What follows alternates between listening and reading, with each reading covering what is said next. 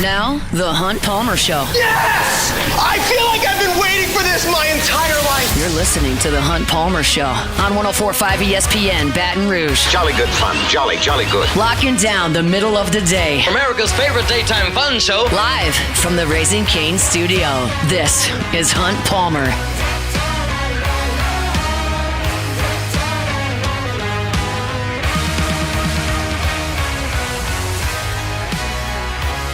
Welcome in! Hunt Palmer coming to you from the Raising Cane studio downtown in the capital city on this Tuesday. It means we're brought to you by Immense Networks, Cloud IT Management. Hope your work week's off to a good start. Jordan Kitchens, Cassie Spazzali back there on the ones and twos, and plenty to do over the course of the next couple of hours. Bummer of news from Saints camp. We'll get to that coming up here. Cam Jordan going to miss a little bit of time. We'll hear some sound from LSU players from yesterday. Ty Benefield met with the media. Braylon Moore met with the media, as well as Sam Levitt. I wrote that up at LouisianaSports.net. You can check that out right now. Glenn West is here at 1:30. He was there to hear all of that. He's been out there at practice and will be this evening as the Tigers put on full pads for the first time Tuesday night, about 6:30. So we'll discuss that tomorrow, but it is coming this evening. We'll talk to Sharif Ishak at 2:30. In the top of hour number 2, I got to talking about LSU's schedule yesterday, and then I thought, why don't I rank those in order of difficulty? My perception of what LSU's getting into this fall, from the easiest game on the schedule to what I perceive to be the most difficult schedule. We'll do that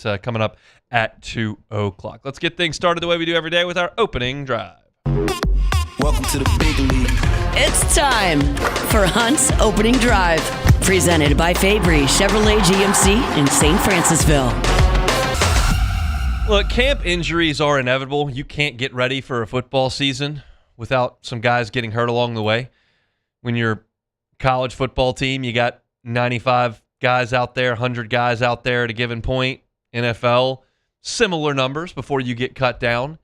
You're going to get some guys hurt. And you want to try, being the operative word, try to avoid two things with injuries in camp. Stars, don't want those going down. Nope. Also, bunching. And when I say that, I mean one position getting hit specifically hard. And right now, I wouldn't submit that the Saints are losing star players. Yeah, Brian Brzie's a good player. He's a starting player for you. Do you have an immediate plug-in replacement for that skill set? Maybe not, but is he going to the Pro Bowl this year? Kind of doubt it. And I don't know that Cam Jordan is a star today. He's one of the greatest players in the history of the franchise, but there are some guys that I think are probably more impactful players on that roster. Cam Jordan's probably not a starter on this team. But he did get hurt, and he's going to miss some time. Kellen Moore met with the media earlier today and said, look, it's going to be some time. It may linger into the season. And you realize, like, that's from right now on August the 11th, that is a little bit of time in NFL circles. You're talking about over 4 weeks that he's going to miss time with that hamstring injury. So you've got a little bit of bunching of injuries on your defensive front. Brian Brzee is out for the year. Cam Jordan's out for over a month. Devon Godshaw is dealing with an ankle injury that's lingering a little bit. John Ridgway is dealing with the back injury, and he's being limited in what he can do out there. Like, you're getting one position group being hit harder than others. Now, you haven't had Chase Young or Carl Granderson get hurt, and you went and got Anthony Jennings and Tyree Wilson earlier this year, and you are seeing some of your younger players come back from injury, like Vernon Broughton, and you want to see that. Christian Miller got hurt, we know, coming back, and hopefully he can participate fully moving forward, especially in these joint practices. But it's a position group that's getting banged up. It makes sense. Those are the guys that are in a collision every time the ball snapped. They're going to get banged up. But if you look at Cam Jordan's injury and what that impact means to the Saints for however long it's out, it certainly hurts your proven depth. Because Cam Jordan is not the perennial All-Pro that he once was, not the perennial Pro Bowler he once was, but you know what you're going to get from Cam Jordan when you send him out there. And yes, Chase Young is the alpha in this group. Chase Young is the guy that if you feel like there's a breakout coming, if you think there's a Pro Bowl performer on this Saints defensive front, Chase Young is it. Carl Granderson wasn't as good last year, but in the recent past has been a very impactful player for you off the edge. Cam Jordan's right behind them. And he being out of the picture is going to do a couple of things. One, he's not going to get some reps, but that's not the biggest deal. Number two is it may offer an opportunity for some of these guys that you've brought in to be impactful. It's a 3-4 look, so we're talking about defensive ends and outside linebackers that may be asked to do multiple different things in this Brandon Staley defense, but I want to see more of Anthony Jennings. That's a guy that you made an investment in the offseason, used assets to go get. I'd like to see Tyree Wilson go out there and play, because there's a chance that those guys, as talented as they are and where they are in their career, they're certainly much younger. Maybe they're more impactful players than what Cam could have been. And look, Cam's going to come back and he's going to play. Maybe this is a situation where you get some younger guys to the field a little bit more quickly, and then Cam comes back with, I hesitate to use the term fresh legs, because you're talking about a hamstring injury, which is not what you want. But every rep is getting closer to the end of Cam Jordan's career, right? Let's not use those in August. Let's use those in September. Let's use those in October, which is what we're looking for in a comeback from Cam Jordan. He doesn't need to learn the system. He doesn't need the reps to hone on his craft and develop his game. He doesn't need that. He knows how to play the position. He knows what the scheme calls for. He knows what he's trying to do out there. So I'm bummed out for Cam that he's injured, but I am at this point in the calendar going to look at this injury and go, okay, maybe it's a door cracked for some other guys that maybe could be more impactful. It's not a positive when you have injuries. And certainly, like I laid out at the beginning, the amount of injuries that they've got at one spot here between the defensive tackles and the edge players is more than you want. But right now, the only guy you're looking at who is done is Brzee. You expect Cam back in September. You expect Devon Godshaw to return here pretty quickly. You would assume that John Ridgway's going to be able to play pretty soon. These are not all-pro guys that are banged up. In fact, these are guys late in their career. Devon Godshaw's late in his career. Cam Jordan's late in his career. These guys don't need the day-to-day training camp reps to elevate their position on the roster or develop their game. They need to get healthy. So for those two guys, whatever it takes off your feet to get healthy, come back, and provide. But at the same time, I'm looking at you, Anthony Jennings. I'm looking at you, Tyree Wilson. I'm looking at you, Vernon Broughton. I'm looking at you, Kristen Miller. I'm looking at all these young guys. Year 1, year 2, year 3, year 4, wherever you are in that journey here. Maybe you're on the second team, like a couple of these guys are. It's time for those guys to step up as the door is cracked. For the ones that are healthy enough, you got joint practices with Jacksonville coming up late this week. You've got a preseason coming up. You've got a West Coast trip next week. Big reps in practice to show Brandon Staley, Kellen Moore, this coaching staff, you can help. Part of the story of this Saints season is going to be the development and emergence of some young players. And we talk more about Jordan Tyson. We talk more about Quincy Riley and Jonas Sanker and Kelvin Banks, Taliese Fuaga. We talk about Danny Stutzman. We talk about a lot of these young guys, but the truth is that on the defensive front, need them too. Now, Young and Granderson, with Cam Jordan out, have got this starting position locked up, but that also means they're not playing against Jacksonville in the preseason game. They're not logging intense snaps in the preseason game out west. Now, they're going to be out there for the joint practice. You got to be out there for that, but there are plenty of reps for some young guys to go get. And maybe they would have been available because Cam Jordan wasn't going to take them anyway in his 1,000th training camp. But to me, when I heard this injury news, I went, bummer for Cam, no doubt. But this point in the calendar, this point in his career, not the worst thing I've ever heard. It's not a season-ending injury. It is soft tissue, which you would prefer it not be. But rest him. Let him get healthy. Let him work his way back into shape. And while that door is open for some of these young players that the Saints have invested assets in, the Saints have brought them in, whether it's middle-round draft picks, trades around the draft, you brought these guys in. Now they need to show what they can do. And maybe you build some depth at that position out of the discussion I started this segment with, which was, oh, well, you're down 4 guys on the defensive front. Maybe it adds to your depth. Again, Cam Jordan expected back potentially a couple weeks into the season. I have, candidly, this is just a Hunt thing. It's just kind of the way I've framed this August in my Saints mind, I've got a pessimistic outlook on those first 2 games anyway. And I would like to have Cam Jordan for them, obviously, but I'm feeling pessimistic about those first 2 road games. But then you got to hit the ground running when you get home, and maybe Cam Jordan's back for that in week 3 when you come back to the Dome. We'll see. We'll keep you posted as we learn more from Saints camp. And Sharif Ishak is there. He'll talk to us in the second hour. But for right now, unproven, younger defensive linemen, step to the forefront, please. Saints are going to need you. We start with Saints camp today. Our Saints content you can find at Hunt on Saints. You can also find Ross Jackson's work at LouisianaSports.net. Going to shift things over to the LSU side of things for the next 2 segments. Glenn West will be here in about 20 minutes. And Ty Benefield is a guy that I think is going to be a star for LSU this year. He met with the media. He'll have some thoughts on that as we move forward. It's the Hunt Palmer Show.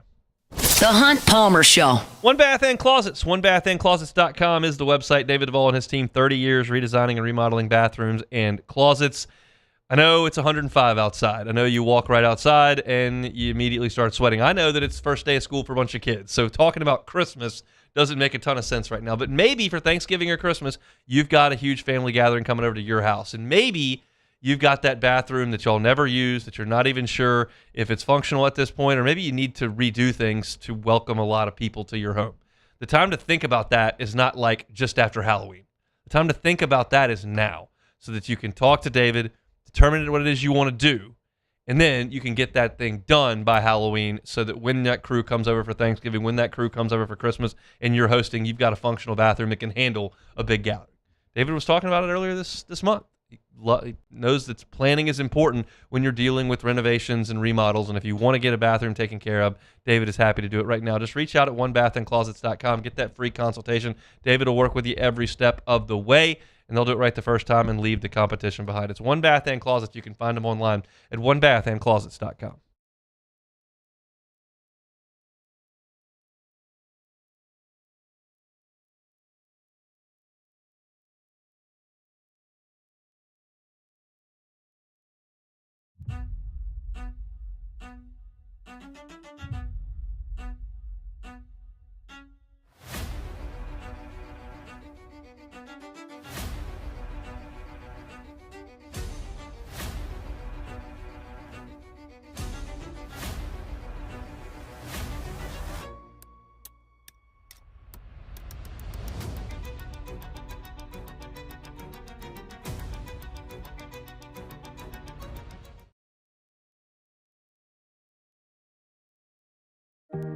Who bears the standard? Who sets the bar? It's not those satisfied by low-hanging fruit, nor by taking it easy. Now the standard is set by the best of us, by those who work hard. Dig deeper. Give more. At Sunshine, we're proud to provide John Deere products that work hard for you, the standard bearers. Find the dealer nearest you at sunequip.com.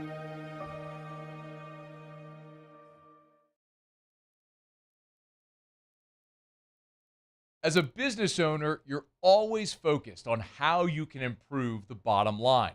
Well, when was the last time you shopped your insurance coverage? Insurance Network of Louisiana can help.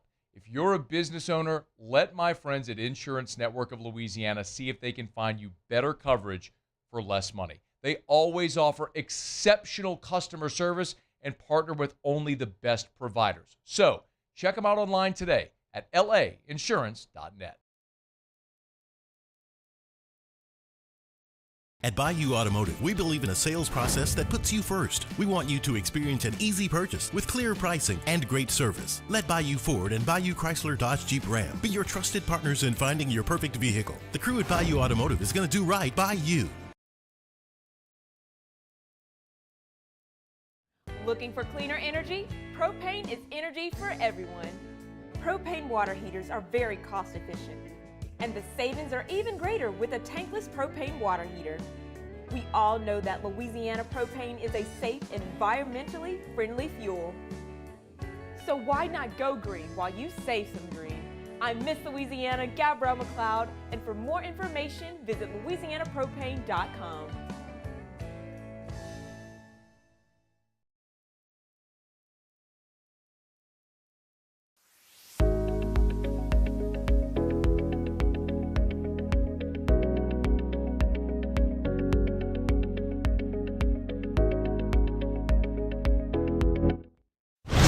You're listening to The Hunt Palmer Show on 104.5 ESPN, Baton Rouge.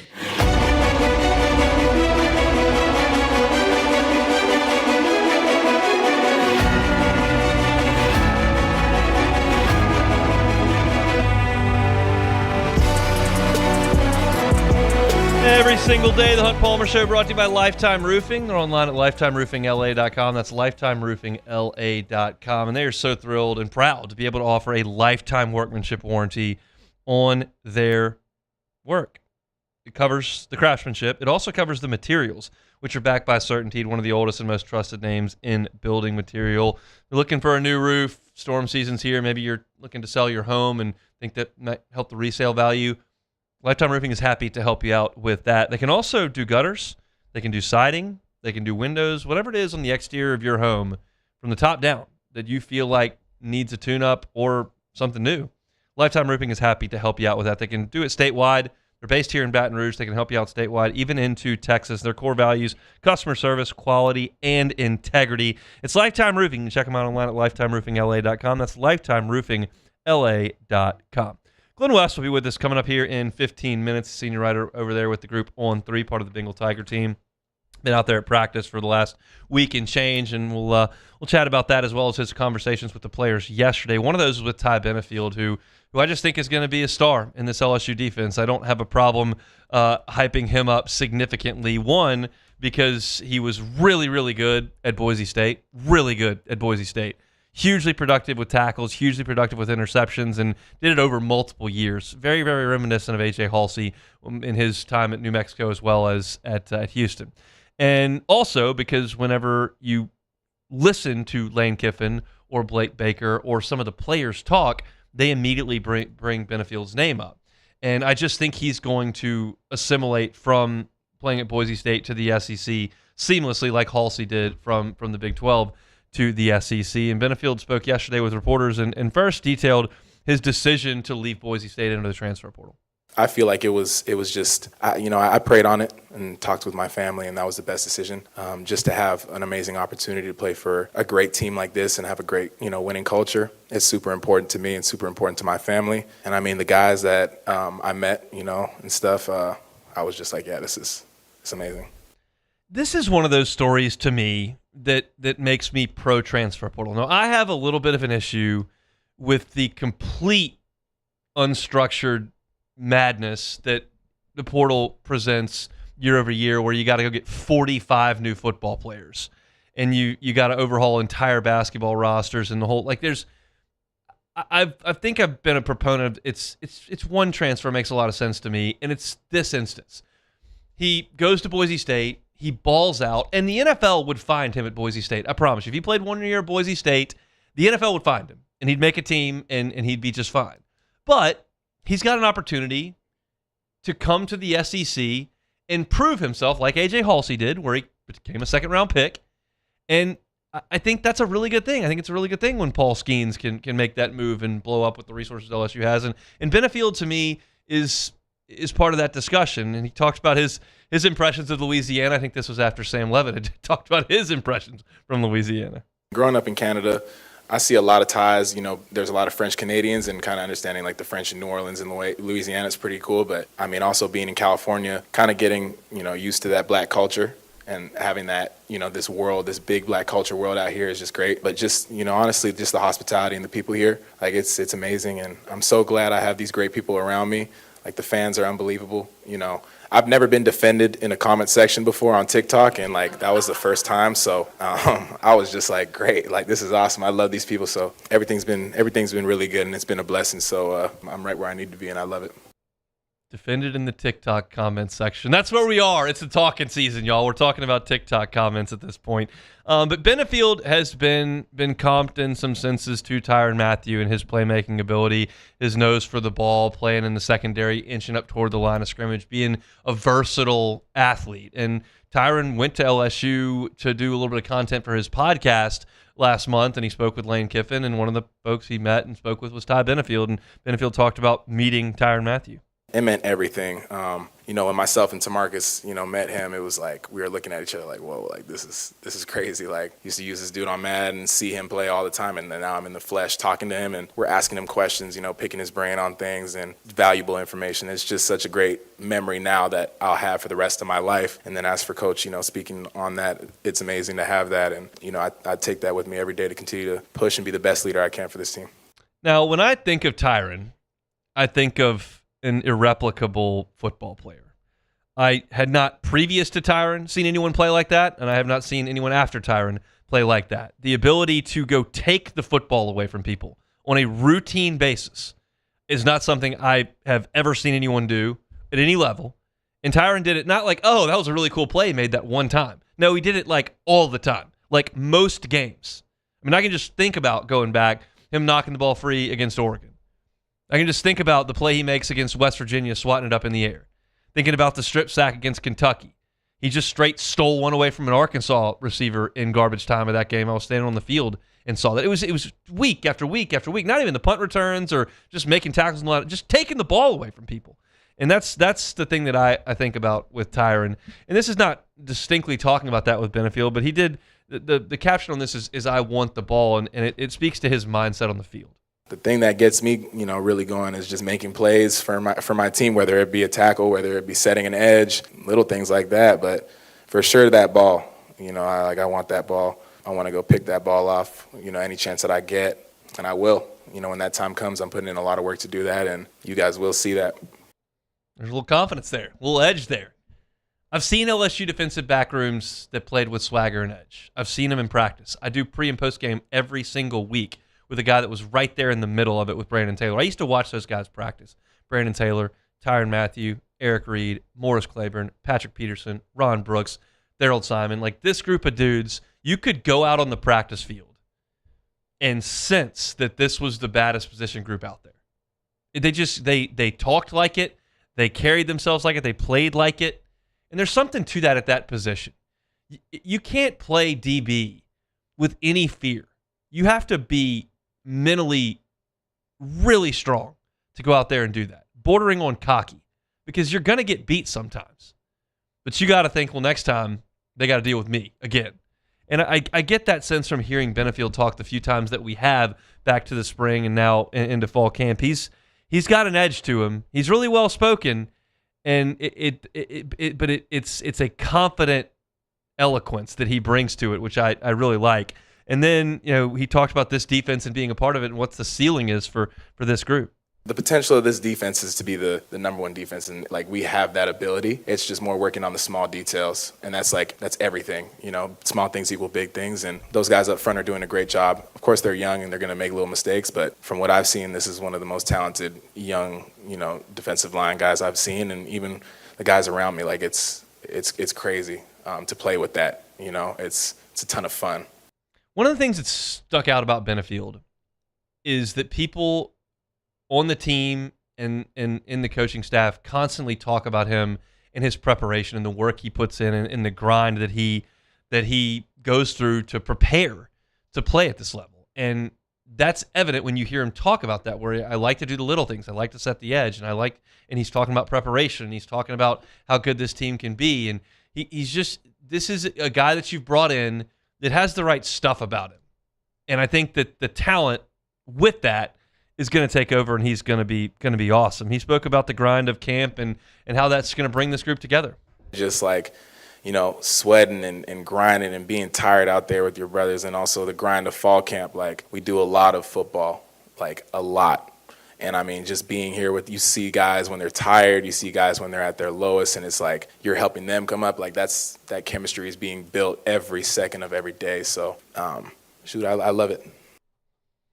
It just sounds like a guy that's fitting in. It sounds like a guy that's taking a leadership role. It sounds like a guy who, on the defensive side of the ball in the secondary, is growing into that. And there's a reason why, and I go back to this, you heard the names that were consistently mentioned over the summer were Ty Benefield and Whit Weeks. Those are the two guys who have kind of led this group. And TJ Daugherty is a great leader. They chose him to go to SC Media Days, and he's a first-year player here from Ole Miss. you've got some veterans that have been around a little bit, and Don McKinley and Devon Keys and Tylen Singleton and DJ Pickett and PJ Woodland. But there's a huge influx of new talent, new players that are going to have to take a leadership role, and it seems like Benefield's absolutely done that on the defensive side of the ball. And on the offensive side of the ball, we talked about it yesterday, it's Levitt that got to do it, and now Benefield's gotten a chance to see Sam Levitt out on the field. He's an unbelievable leader. I love the confidence and swagger that he has, and also just his big play ability, like to make things happen. Like, it's definitely really, really good to have that as a quarterback, and I trust him tremendously. I mean, me and him talk about things that he sees from me after practice, and I tell him things that I see from him. So I like that relationship, and he's going to be great. I like that too. It all sounds good. Look, man, it's talking season, and I'm not going to go overboard here on leadership and on chemistry and things that I don't really know because I'm not there. All I can do is take their words and what they're saying. And I told y'all last year at this time that I really liked the stuff that these guys were talking about. I told y'all after the Clemson game that I really thought this group had it all figured out. And look, we saw what happened. So I'm well aware of that, and that everybody's undefeated right now, and everybody thinks their team is awesome, and everybody loves their quarterback, and everybody's new transfers are ingratiating themselves well, and that's just a common refrain around the country with everybody. It's the same in NFL training camps, same in college football. The high school teams all think they're going to be awesome this year. That's the nature of August. But I'll tell you this.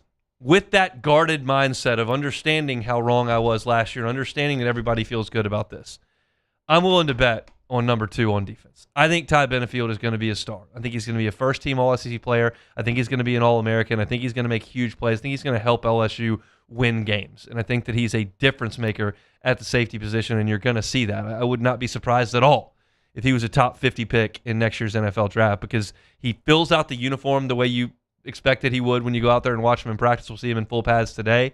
He says the right things. The people that talk about him say the right things. There are some questions and concerns I have on this LSU team. There are some transfers that I'm not as high on as most people are. Benefield's not one of them. I think he's going to be absolutely exceptional for LSU this year, and I like hearing him talk. I think he's about the right things, and I think that'll show itself over the course of the fall. It'll be 1 year and out for Ty Benefield here at LSU, but I anticipate it'll be a pretty impactful one for the Boise State transfer. Glenn West, senior writer, Go 24, at 1-3, part of the Bengal Tiger team, will join us coming up next. The Hunt Palmer Show. Fabry Chevrolet GMC, FabryChevrolet.com is the website, FabryChevrolet.com. Want a 2026 Chevy Silverado 1500? You can have one at 0% APR financing for 5 years plus no monthly payments for 90 days. That's now until August 31st, so we're about halfway through the month. Get by over the course of the month of August and get those great savings on Chevy Silverados. But it's not just the Chevy trucks, the GMCs as well. You can get awesome deals. GMC Sierra 1500s, 2.9 APR for 72 months, plus an additional $1,500 in allowance throughout the month of August. Chevy Silverados, GMC Sierras, great financing options and great specials that go with those. And look, maybe you don't want a new vehicle. Maybe you're looking for a pre-owned vehicle. They got pre-owned vehicles that will fit any budget. All you got to do is go to FabryChevrolet.com and click the pre-owned tab. You can sort make and model. You can sort by price. You can sort by mileage. It's all there, and every car that's on the lot on Highway 61 in St. Francisville is online at FabryChevrolet.com. Fabry Chevrolet GMC. They're online at FabryChevrolet.com.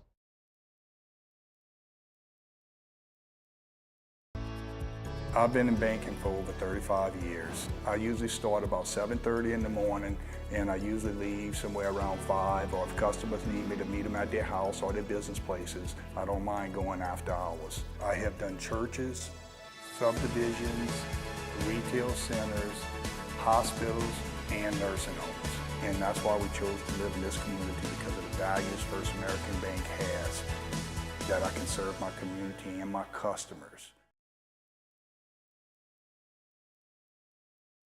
Transform your living space with Lacoste & Young Remodeling and take your home from outdated to outstanding. Redefine your kitchen for the ultimate culinary experience, or elevate your daily routine with a spa-worthy bathroom retreat. Our skilled team brings 3D modeling to life to ensure your vision becomes a reality. We believe luxury should be accessible and offer tailored solutions to fit your budget without compromising quality. So contact us today for a free estimate. Lacoste & Young Remodeling, providing perfect solutions for your dream home. At Bayou Automotive, we believe in a sales process that puts you first. We want you to experience an easy purchase with clear pricing and great service. Let Bayou Ford and Bayou Chrysler Dodge Jeep Ram be your trusted partners in finding your perfect vehicle. The crew at Bayou Automotive is going to do right by you. At Bayou Automotive, we believe in a sales process that puts you first. We want you to experience an easy purchase with clear pricing and great service. Let Bayou Ford and Bayou Chrysler Dodge Jeep Ram be your trusted partners in finding your perfect vehicle. The crew at Bayou Automotive is going to do right by you. People ask why I chose to partner with Parrish. The answer is simple: trust. Whether you're choosing teammates, business partners, or the people working on your home or business, choose a company you know and trust. Visit parrishbuilt.com.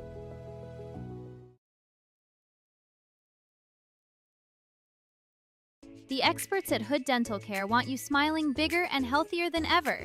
New patients can get a healthy gums cleaning for just $89, plus a free exam and full mouth x-rays. A $376 value. With over 3,000 five-star Google reviews, 5 local locations, and easy online scheduling with same-day care. Hood Dental makes it simple to get started. And we always have other great giveaways for new patients. Check out hooddentalcare.com and schedule your appointment today.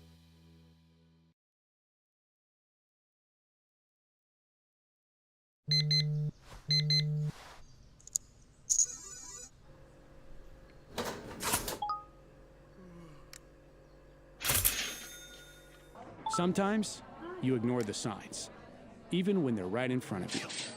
Problem gambling isn't always easy. You're listening to The Hunt Palmer Show on 104.5 ESPN, Baton Rouge.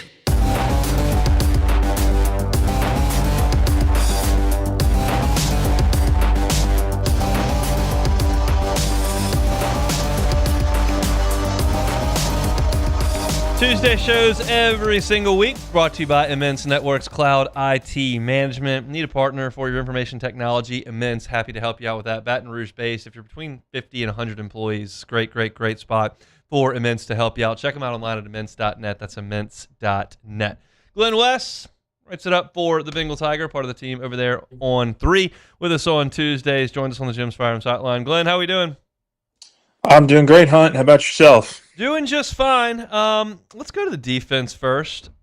I'm curious what your thoughts are on what you've seen from the defensive tackle rotation, from just looking at those guys out there and understanding what that depth chart could look like. Everyone's well aware we're getting about 12 minutes at a time and they haven't put full pads on, but just an overarching view of defensive tackle right now. Yeah, I appreciate the disclaimer there because there is only so much you can learn in about 12 minutes every day, but especially when they're doing the same stuff. But I do think that we've seen kind of a pretty consistent, steady 4. I would say. I think Deuce Gerald's, the freshman, has pretty consistently been working in with the first team rotation there at defensive tackle, which is great to see from a momentum standpoint. He's been able to carry that over from the spring.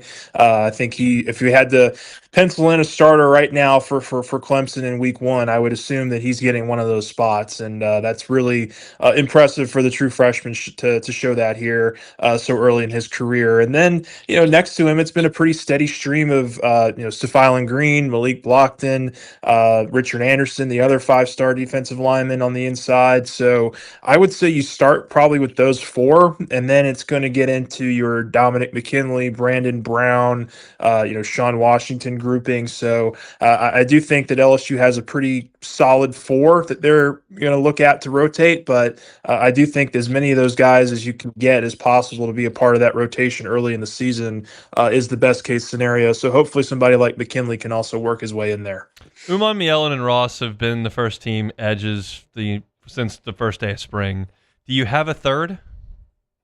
I would say right now Lamar Brown. I mean, I do think that they've given him a fair shake, at least from what we've been able to see during these individual drills. I actually spent some time watching Lamar Brown working with Coach O in individual drills yesterday. So I do think that they're very high on what he can become. I think Dylan Carpenter is another player that makes a lot of sense there as kind of a third or fourth rotating edge. But I do think that right now it does look like Uman Mielen and Ross have a pretty firm firm grip there at the two edge spots. But I do think that there is going to be some room for rotation with Lamar Brown, Dylan Carpenter, maybe a Jalen Brown, or maybe even a Jaden Breaker, who's recently made the move over to edge from linebacker, one of the best athletes on the team and has put on some good weight over the offseason. Maybe he's able to quickly pick up the position and earn some playing time there as well.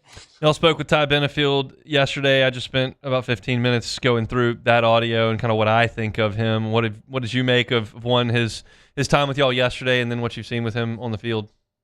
Yeah, really impressive guy. I mean, just, he's obviously very experienced now in the college game with his 3 years at Boise State. There's probably not a whole lot that he hasn't seen in college already. It's just going to be about how quickly can he make that jump to the SEC. And I think from everything we've heard, everything we've seen, he's going to be able to do that really, really well here. And what's, I would guess, is probably his one and only season in Baton Rouge. I would expect him to be a really heavy piece to this team from a playmaking perspective. I think one of his final answers that he was asked about, just kind of a broad, what are we going to see from number 2 on the field when it comes to the defensive side of the ball? And he was very, he says he's going to be a very aggressive playmaker. He's somebody that, spends a lot of time looking at film and, looking at opposing offenses and the best way to attack them in terms of getting interceptions, tackles for loss, coming off the edge, and just being a playmaker. And I think that's what you're going to see from him more than anything this year. He's got that really limitless range at the safety position, and I think LSU is going to use him in that way. Glenn West is our guest, senior writer over there with the Bengal Tiger, part of the team on 3 with us on Tuesdays. Shift over to the offensive side. Y'all talked with Sam Levitt about a lot of different things yesterday. What stood out to you? Yeah, I just think the quickness that he's been able to pick up the offense is something that he's taken a lot of pride in. He's taken a lot of pride in obviously his health and making sure that he's 100%. And it sounds like that he's been 100% for a few months now, which is really good to see. Probably means that over the summer he was getting in every, all the work possible with these receivers. And, certainly with a guy like Trey'Dez Green at tight end, who's probably going to be one of his more highly targeted wide receivers or pass catching options in this offense. So it sounds like he's done all the right things. He seems very confident that he is going to be able to fit well into this system and scheme. And I think it was, on paper, it was going to be a seamless fit. It was just always going to be about what kind of work he could do this offseason.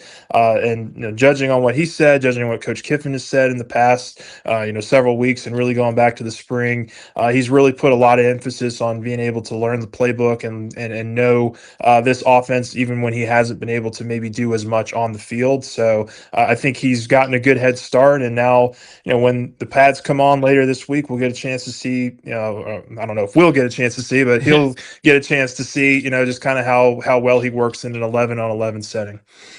Yeah, we probably won't be seeing much of that at all. And I think that's been, that's been made fairly abundantly clear. Let's talk about the pass catching options beyond Trey'Dez Green. Do you have a thought on a top 2 or 3 right now? I do. I think, again, judging on what we can see in these first couple of periods of practice, it does feel like that he has a pretty good connection with Jace Brown, the Kansas State transfer. I think he's been a pretty consistent receiving option for them. They've put out a couple of videos already on social media of him and Levitt connecting on some really cool passes. And so I would say Jace Brown's up there. I would still say Winston Watkins is going to be a really heavy option to use in the slot. I think Jackson Harris is going to be a great vertical threat for them. So I don't think there's been too much in terms of just surprises so far at the wide receiver room. I think Malik Elzy is maybe the one that can kind of be thrown into that category. I think the first week or so, Levitt was getting a lot of work in with Elzy this week, or at least to start this week. It looks like Phillip Wright and Eugene Wilson are getting a little bit more looks and reps with Sam Levitt there during individual drills. So I do think that there's a group of maybe 3 or 4 guys behind the initial 3 that will, get some opportunity early in the season, and just you'll see who kind of sticks. But I do feel pretty confident with the Jace Brown, Winston Watkins, Jackson Harris trio. I think that's probably 3 that stand out to me. I'm going to list the entire schedule 1 through 12 in 20 minutes. I'm not going to ask you for 12. I'll just ask you for 1. What's the most difficult game on LSU's schedule? That's a great question. I mean, I would lean Ole Miss just because of everything that's going with that, and just honestly, like, I mean, whoever wins that game is going to just have such a euphoric feeling. It's going to be really important for them to, make sure that they're up and ready for that next week's game, because in LSU's case, that's Texas A&M at home, and that's going to be a really big one. I'll say Texas at home. I think that's probably your most difficult opponent in terms of just strength of the team and where you could be at that point in the season. If both of those teams are playing for something in mid-November, I think that could be the most difficult, but you get them at home, which is a really good thing as well. So I'll lean Texas, but I do think Ole Miss is going to be mighty tough in Oxford. All right, last question. It is August the 11th. There are 4 players listed on the basketball roster. I thought you would sneak one in. I mean, where are the players? I needed players. I went on like a 3-minute rant yesterday at the end of the show. I didn't say that LSU doesn't have a plan. I just want the plan. I'm tired of being in silence. Do they have any players? Listen, I've been texting people in the program too, with the exclamation part. We need answers. We need something. It's been 2 months now since the last announcement, quote unquote. So, look, I think they're going to have a plan. Like, I don't see a scenario here where Will Wade enters a season and they don't have, but only 6 or 7 players or whatever. Like, they're going to have some bodies here. And I do think that they have a plan that they feel comfortable with. And when they want to roll out those names, trust me, I will be the first one to my computer to relay that information when we get it. But they keep things pretty close to the vest this offseason. I will respect that. Like, they have not leaked out a whole ton within the program about what their plans are. And so I'll be very, very curious, just as you are, to see what that looks like. And look, first day of school is August 24th. I would hope that we have something by August 24th that's more definite in terms of who's going to be on this team. But I know that they have a plan. I know they're going to roll it out here hopefully pretty soon, and that's all I got for you at this point. I'll tell you what happened yesterday, okay? I got a text message that my credential for the season for football for the radio was available, so I had to go to the studio to get it inside the stadium. So I'm getting mine. I'm getting Jacob Hester's, who does color and is obviously here. Gordy Rush, who does sideline, is here. I get Haldane's, he's a producer. So I got to get a whole crew to bring back here. Well, I go up there, and I knew I was going to walk by Kent Lowe's office, and I was going to start banging on his door like, Kent, I need some players. But he wasn't there, so I did not get any information. Well, I texted Kent yesterday, pretty much the exact same thing, and he says, "I'm waiting for you guys too. I want some answers from you guys." Okay. So it seems Kent's in the dark right now too, but we'll see. We shall. See you out there tonight, Glenn. Thanks. All right, thanks, Hunt. Glenn West, senior writer over there with the Bengal Tiger, part of the team on 3. I was going for Kent's office. Not that Kent has all the answers, and not that Kent was going to tell me anything. But he is the sports information director. He is in charge of putting together the releases that go out once they get signatures and get guys enrolled. I was going to go right to the source right there, but he wasn't there in his office. So I just picked up the credentials and walked on out. Maybe another day. Maybe if I go get my parking pass another time. Or if I just see Kent in the grocery store or something. I need answers. We need players. Can't go out there with 4. I got a text from Haldane yesterday when I did that segment. He goes, Coach Norman Dale, my team's on the floor. I don't want to play a team. I don't want to play a year like that. I would like a full requisite number of players, but we just don't have that information quite yet, do we? I want it, but we'll see. We're sticking with football right now. I will tell you all this as a tease for our next segment. I went on Clemson Radio this morning, did a show with Faxon Childress, who's been on this show, does an awesome job. We had a great conversation mainly about LSU. He said something that gave me a little bit of confidence. I will tell you all what that was and what I extrapolated from it. We close out the hour next. The Hunt Palmer Show. Boudreaux's Electrical Services, BoudreauxElectrical.com, BoudreauxElectrical.com. It's been a quiet hurricane season. There have been a few in a row, and I'm not trying to jinx anything. We know what this time of year can bring around here, and hopefully there's 5 more quiet ones coming right at us. But it's better to be prepared than to be reactive, right? The last thing you want to do is think about that Generac home standby generator from Boudreaux's Electrical when your power's been knocked out and your house is hot and dark. Be proactive. Call the local company. They can send a local team out to get you a quote, send a local team out for installation, and for the duration of your ownership of that Generac home standby generator, we'll be able to monitor your generator locally and come out and do the maintenance locally. Wouldn't you rather call a local team to deal with a mechanical issue than try to go through the big box store and see if you can get anybody in Atlanta to pick up the phone? Boudreaux's Electrical Services. They've been local here in South Louisiana for 40 years.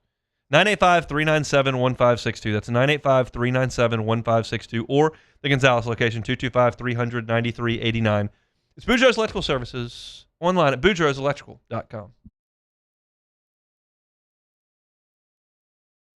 At Relief Windows, we're more than windows. We're windows, doors, hardy plank, and vinyl siding. But our number one product's always customer satisfaction. Come visit us at reliefwindows.com. By the way, we do shutters too.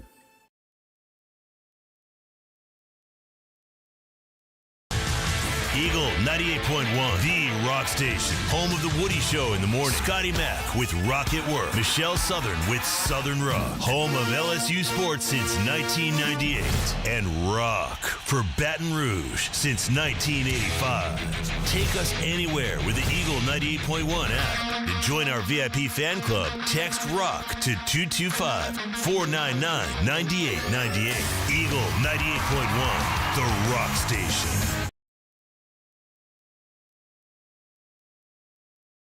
I'm lawyer Collins Locke Meredith. Among the most important factors to consider when you're hiring an injury attorney is trust. You trust your attorney will put your interest first, treat you with respect, fairness, and honesty. You trust them to be there for you when you need them. At Locke Meredith, Sean Fagan and Associates, thousands of clients have trusted us to represent them, and for good reasons. Please visit us at LockeMeredith.com to learn more, and whether you hire us at all, give us a call at 272-5555. You have nothing to lose.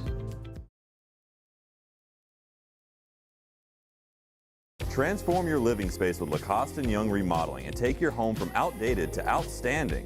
Redefine your kitchen for the ultimate culinary experience or elevate your daily routine with a spa-worthy bathroom retreat.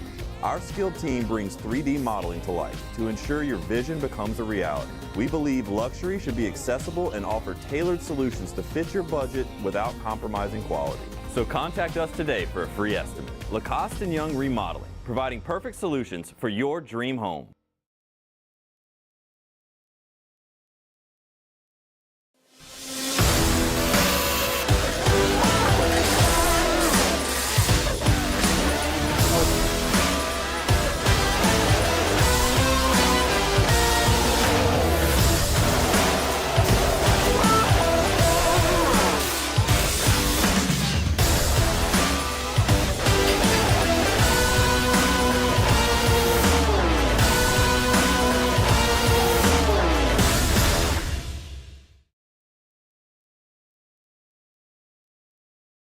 If your office is experiencing performance issues like slow networks, jammed printers, or disappearing files, Advanced Office Systems may be right for you. With powerful IT solutions, print management, document imaging, and security systems, they help offices regain confidence naturally. Side effects may include uncontrollable efficiency.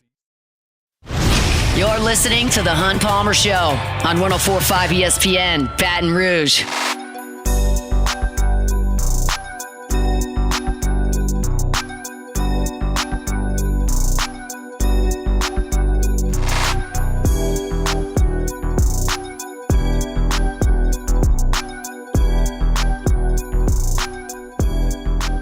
The Highland Insurance Group is online at highlandig.com. That's highlandig.com. Jonathan Carbo and his team happy to help you out with your group and employee benefits. If you're a business owner or CFO, you're in charge of the benefits for your company and you've just felt the pain of those increased renewals year over year. Maybe you just had one. Maybe you've got one coming up that you're dreading.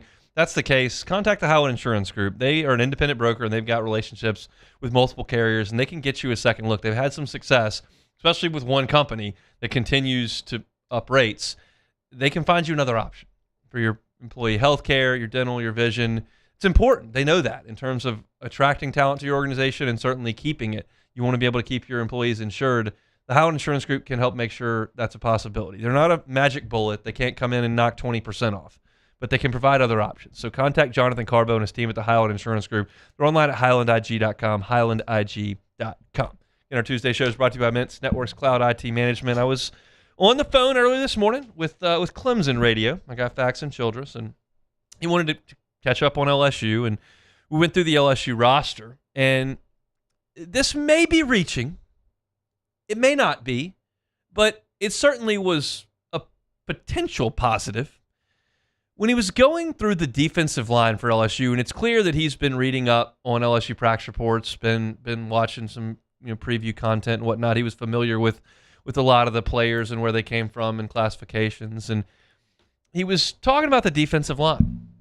This is a guy that's covered Clemson for a number of years, and said, now this has got to be a really talented defensive front, because you're talking about some guys running ahead of Clemson transfers to Phylon Green. And again, I might be reading a little bit, but I could tell from the voice inflection of the question to me that he felt like he was surprised LSU might have a couple of defensive tackles that would beat Phylon Green out. Y'all have heard me talk about LSU's defensive front now dating back to the spring. And I will continue on this until I'm either proven right or wrong, but this is the way I'm going to feel unless something changes. I'm a little bit concerned with the veteran talent level at defensive tackle. That's Dominic McKinley, that's Phylon Green, that's Malik Blockton, that's Sean Washington, that's a lot of these older players that I just don't put in the category right now of Michael Brockers and Benny Logan, of Glenn Dorsey and pick your next guy, of Kyle Williams and Chad Lavallee, the dominant LSU defenses. And I realize that's a mouthful. These are some of the great players of the last 25 years. But those are the great teams of the last 25 years. And I just feel like if you're going to field a great team, you need to have dudes at the point of attack, even in this spread system. And I just don't know if I see that. And look, I don't feel like that's an out-of-bounds comment to make, because we're sitting here talking about going to the playoffs, right? Aren't we talking about going 10-2, going 11-1? Aren't we talking about making the playoffs?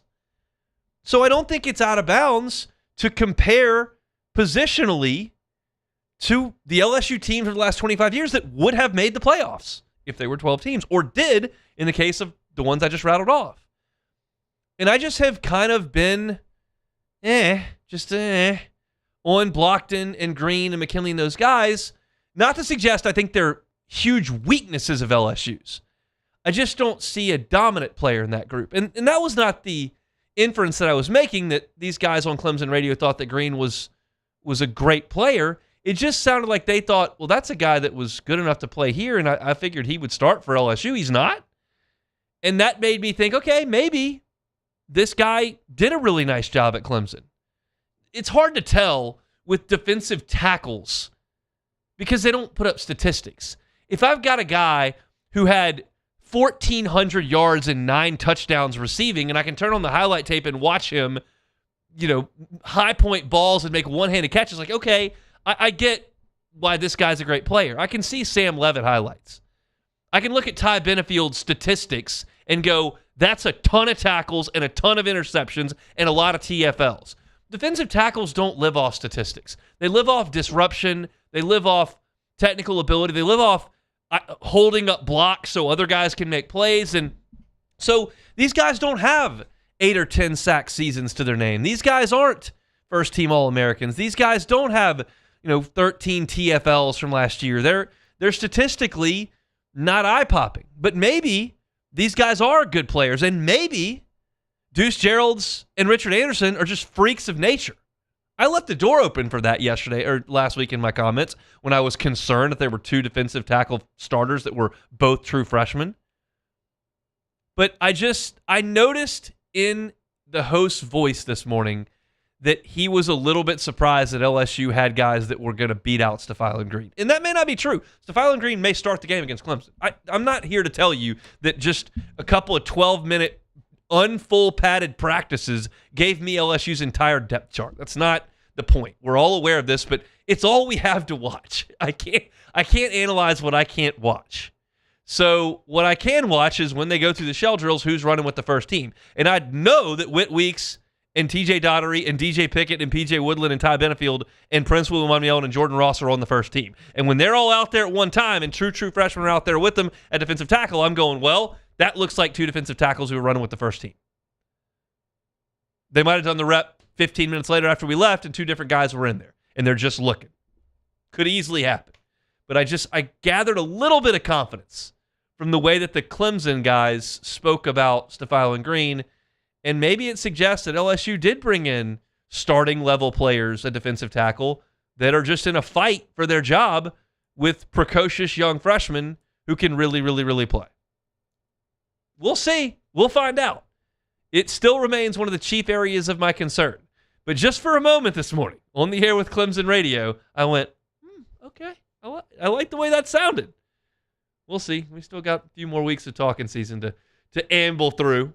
We'll see the Tigers tonight in full pads for the first time for 12 minutes at 6:30, and we'll have a report up at LouisianaSports.net. We'll talk about it on tomorrow's show. Our Tuesday show is brought to you by Immense Networks Cloud IT Management. They're online at immense.net. Cybersecurity, not something that people think about all the time until you really need to, and it can get really problematic and really expensive. Immense monitors your system 24/7 to make sure you're taken care of for that perspective. They're proactive, not reactive. If you're a local company, you're 50 to 100 people, that's the sweet spot for Immense. Let them come in and monitor your system, work with your IT. It's Immense Networks. They're online at immense.net, immense.net. What's LSU's toughest game? I'm ranking them 1 to 12 after we pause for SportsCenter. Hour 2 coming next. The Hunt Palmer Show. First, let me tell you about Marucci. Online at MarucciSports.com, MarucciSports.com. School is cranking up. It is football season. A lot of folks putting the bats, balls, and gloves away for the summer into the fall. If that's not the case in your house, you've got a youth baseball player that wants to continue to work on his or her game. Well, you've got that option at Marucci. Become a member to the Hitter's House. You get that key card. It gives you access 24 hours a day, 7 days a week. Want to pop in right after school? You can do it. Want to pop in right after mom or dad gets off of work? You can do it. Take some swings, work on your game in the offseason at the Hitter's House at Marucci. You can also take a tour, see where the official bat of Major League Baseball is made. 1,200 of them every single day, carved up, shaved down, stained, sent off to the best players in the world. You can see that process firsthand, and you can learn the story of how they became the official bat of Major League Baseball. It's all right there, our friends at Marucci. Every Raising Cane's chicken finger is marinated, battered by hand, and cooked to order to perfection. We don't have heat lamps, because when you make it right, you can taste it in every bite. Raising Cane's chicken fingers, one love. When it comes to choosing energy for your family and your home, make the smart choice with natural gas. You can count on efficient and affordable natural gas to keep you comfortable and reduce your environmental impact to help protect our planet. Together, we're fueling our energy future. Atmos Energy. At Bayou Automotive, we believe in a sales process that puts you first. We want you to experience an easy purchase with clear pricing and great service. Let Bayou Ford and Bayou Chrysler Dodge Jeep Ram be your trusted partners in finding your perfect vehicle. The crew at Bayou Automotive is going to do right by you. At Southern Classic Chicken, we take pride in serving the freshest, seasoned, and marinated hand-breaded fried chicken. Drive through today and pick up a family box or one of our classic combos and enjoy a true Southern Classic. Order online and download our loyalty app to start earning those crispy and juicy rewards. Loyalty matters.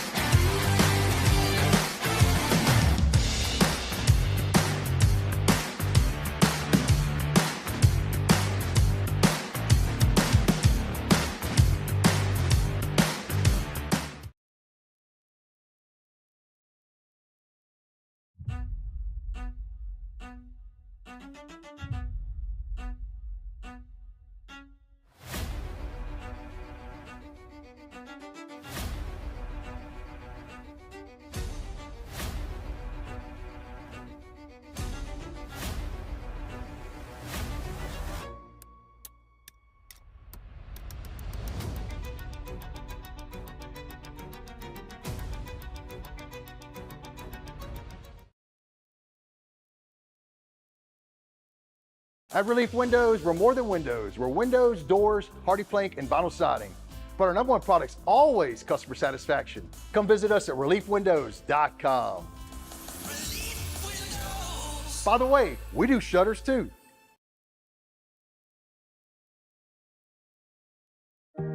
Who bears the standard? Who sets the bar?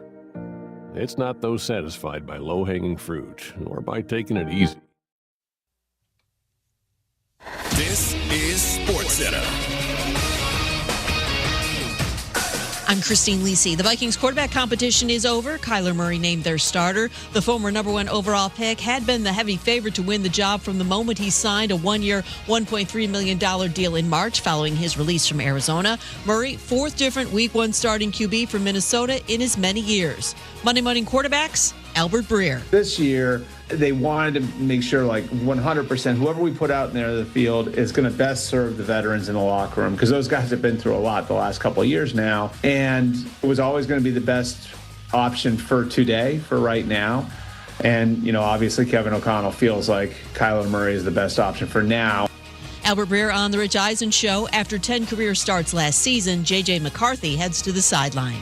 Ravens starting quarterback Nate Wiggins carted off the field today at practice after suffering a leg injury. Couldn't put any weight on his left leg. No other details yet from the team. Saints defensive end Cam Jordan could potentially miss the start of the season with a hamstring injury. He was hurt at practice last week and missed the last couple of practices. Hey, it's your resident Super Bowl champ, Chris Candy. Coming up Wednesday, the Colts decided to pay Daniel Jones. I'll tell you if their faith will lead them to a playoff appearance. It's Unsportsmanlike, 6 a.m. Eastern, right here on ESPN Radio, ESPN2, and ESPNU. Now, the Hunt Palmer Show. Yes! I feel like I've been waiting for this my entire life. You're listening to the Hunt Palmer Show on 104.5 ESPN Baton Rouge. Jolly good fun. Jolly good. Locking down the middle of the day. America's favorite daytime fun show. Live from the Raising Cane's studio. This is Hunt Palmer.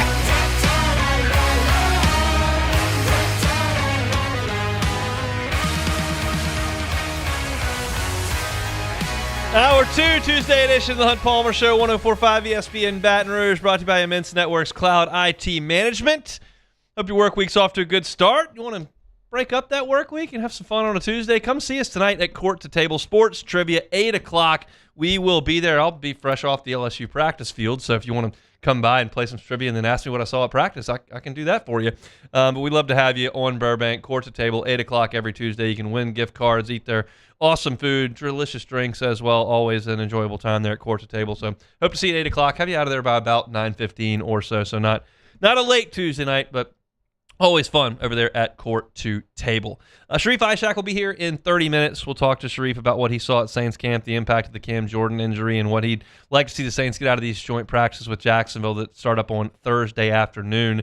So we'll do that in 30 minutes. Braylon Moore met with the media, had some interesting things to say about LSU's young defensive lineman that we'll get to coming up in 15 minutes. But right now, I had this idea yesterday on the air because we started talking about whether or not LSU is going to make the playoffs, and we're talking about the schedule and how tough it was. And then I thought to myself, why don't I look at what the toughest game is on the schedule all the way to the most winnable game on the schedule, right? There's 12 of them. Rank them 1 to 12.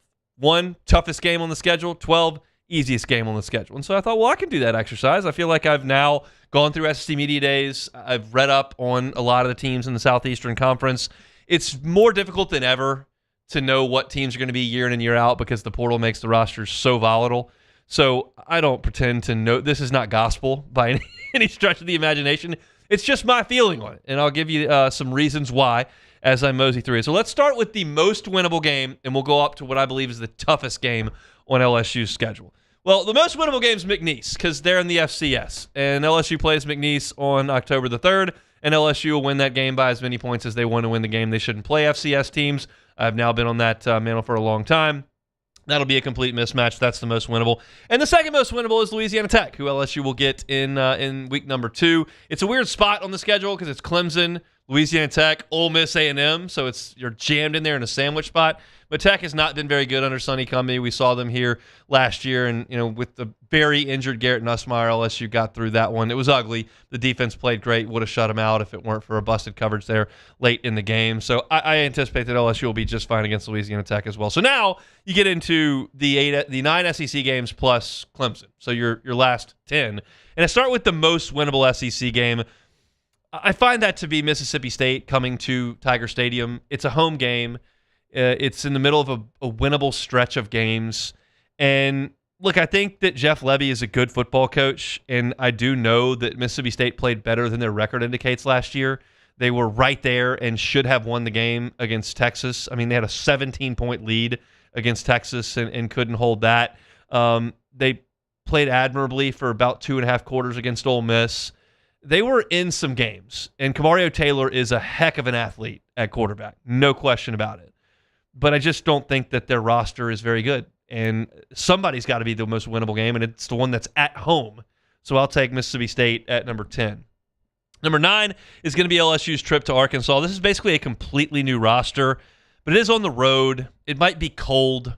And at this point in the schedule, which is the last game of the season, it's a morning kickoff where LSU could be playing for its playoff lives, in which case they'll be sky high. What if they've got 4 losses? I mean, it's possible. I don't want that to be the case, but it's possible.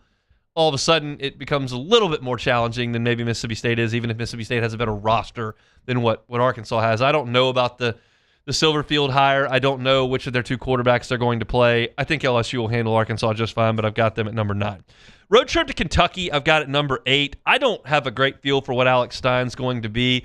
You go get a quarterback there in Minchie from Notre Dame, and you've got a bright offensive mind that scored a lot of points at Oregon, but he doesn't have Oregon's roster by any stretch of the imagination. So I don't know exactly what that's going to hold. It is on the road, but I think LSU is significantly better than Kentucky across the board and should be able to hold their own. I've got that at 8. So the bottom here is McNeese, easiest, then Louisiana Tech, Mississippi State, Arkansas, Kentucky. I have Clemson next. I have Clemson at number 7, with 1 being the toughest game on the schedule. Nobody believes in Clemson right now. And we'll see if Vizina has got the goods at quarterback. They're replacing all the impact dudes from that defense. They thought they had Luke Fernelli coming over to play linebacker, and Ole Miss stole him from a chair in Psych 1001. They still got some 4-star recruits running around out there, but there's very little that would indicate to me that Clemson is significantly better than they were last year. They lost all those great players. They didn't add a top 100 transfer. Is Chad Morris going to rescue this thing offensively? In 2013, maybe. I don't. It's at home. It's the opener. The teams are going to be healthy. That stadium's going to be on fire. I like LSU's chances in that game today. And I think the 6 games that I'll get to beyond that are more difficult for LSU than Clemson. And I start with number 6. That's at Auburn. I think Byron Brown and Alex Golish are going to win a couple this year that people are not necessarily talking about right now. They kept DJ Durkin on defense. Now, they overhauled that defense, but they have the same structure in place with Durkin. And I just think that Byron Brown's going to be a really good quarterback. Can they run the ball? Is that offensive line going to be good enough? I don't know. But I'll tell you this. Byron Brown is better than any quarterback Hugh Freeze had on the Plains, and it's on the road. And one thing I know about Auburn, they might be 12-0. They might be 4-8. That stadium's full. That stadium's loud. That stadium's engaged. And LSU's going to go there for the first time in a while, and it's going to be tougher than, this is an Auburn team that's got the 4th fewest wins in the conference over the last 5 years. I just think I think that the Auburn game is a more difficult game than Clemson. We'll see. But I've got Auburn at number 6. Number 5, I've got Alabama coming to Tiger Stadium. Is that offensive line going to be good? I think that you'll get some decent quarterback play. Kalen DeBoer generally gets that, and whether it's Keelan Russell or Mack is the guy, we'll see. The offensive line's a little bit concerning. They were soft trying to run the football last year. They were soft trying to stop the run last year. I think they're good. I think they got pros. Ryan Coleman-Williams is a pro if he catches the ball. But I think that's a talented team. I think there are more difficult games for LSU. And one of them, I think, which is number 4 on my list, is the trip to Tennessee. That's going to be a jam-packed stadium, chilly night on the Tennessee River. And that's going to be a pretty good defense that Josh Heupel's got there. And I just think they're going to be a tough team to beat in Knoxville. If that game was in Baton Rouge, I would feel differently about it. But Neyland's a real place. That's a late game in the season, second to last week of the year. You've already played Texas and Alabama right in front of that. You've got A&M and Ole Miss well in the rearview mirror. Like, that could be it. That's a tough spot in the schedule unless you've taken care of your business early on in the season. Tennessee wasn't great last year, but they were a playoff team 2 years ago. They recruited at a high level. I think the Tennessee game on the road is more difficult than Bama, so I've got it number 4. And now we get to the top 3, the most difficult 3 games, I think, on LSU's schedule. Number 3, A&M coming to Baton Rouge. A&M coming to Baton Rouge, Marcel Reed has cooked Blake Baker for 2 years. Cooked him. And Mike Elko's defense will be good. Yep, lost Cassius Howell. Yep, had some guys move on to the NFL. But Mike Elko can coach a defense, and they will be good. And Marcel Reed doesn't look like a decent player against Texas. Awful. Looked atrocious against Miami. And has looked bad many times in his career, including South Carolina a couple of years ago. But when he plays against LSU and Blake Baker's defense, it looks pretty good. That's a scary game, especially with that spot right after the Ole Miss game. So I think that's a very, very difficult game for LSU. I've got it number 3. Number 2, I've got the trip to Ole Miss. And now you know what that leaves as number 1. But for number 2, Trinidad Chambliss is really good. And despite what you want to say about the size of that stadium, and it is small, it's going to be a Hornets nest. I'm not calling for, projectiles to be thrown on the field, but it's just going to be very loud early and often in a difficult place for LSU to play. That will be an inspired Ole Miss stadium and team. Y'all know this, but it's going to be true. They're going to come out with their hair on fire. It's the way I feel about LSU and Clemson, and why I've got Clemson down here at number 7 on this list, because I just don't know if Clemson is going to be ready for what they're walking into that night. And that's going to be a tough game for LSU with a really good quarterback. Now, the saving grace is I don't know if Ole Miss's offensive line is going to be very good, and I don't know if their secondary is going to be very good.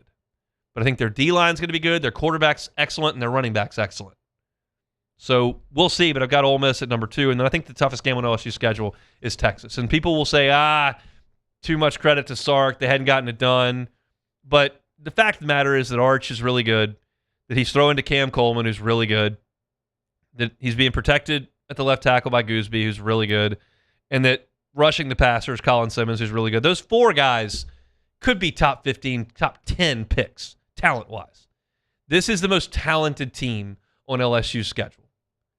And the game is right after you play Alabama. So it's a tough spot on the schedule. It's a super talented team, and I think it's the most difficult game that LSU will play. I think that this is a more difficult game from Ole Miss because I think much more of Texas's roster than Ole Miss. Certainly, the venue matters, and that's why I've got Ole Miss as high as I do on this list at number 2. But the talent of the opponent matters the most, and that's Texas for me. So if I'm going from now, we'll go the other way, top down, most difficult to most winnable for LSU. Toughest game on the schedule is Texas. Number 2 at Ole Miss. Number 3 is Texas A&M coming to Tiger Stadium. Number 4 is LSU's trip to Tennessee. Number 5, Alabama in Tiger Stadium. Number 6 at Auburn on the Plains. Number 7 is Clemson, the opener here in Tiger Stadium. Number 8 and 9, road trips. 1 to Kentucky, 1 to Arkansas, and then 3 home games, 10, 11, 12, Mississippi State, Louisiana Tech, and McNeese. Those are my thoughts on LSU's difficult games 1 through 12. Your thoughts? Well, welcome. Tuesday show is brought to you by Vince Network's Cloud IT Management. When we come back, Braylon Moore met with the media yesterday and had some interesting things to say as he returns for his final collegiate season. We'll get to that next.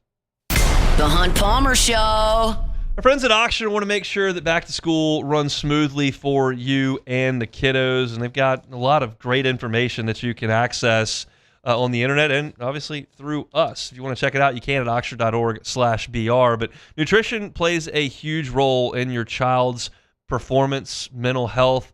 Oxford recommends packing balanced lunches, protein, fruits, vegetable, whole grains, and get kids involved in meal planning so healthy choices are more appealing to them.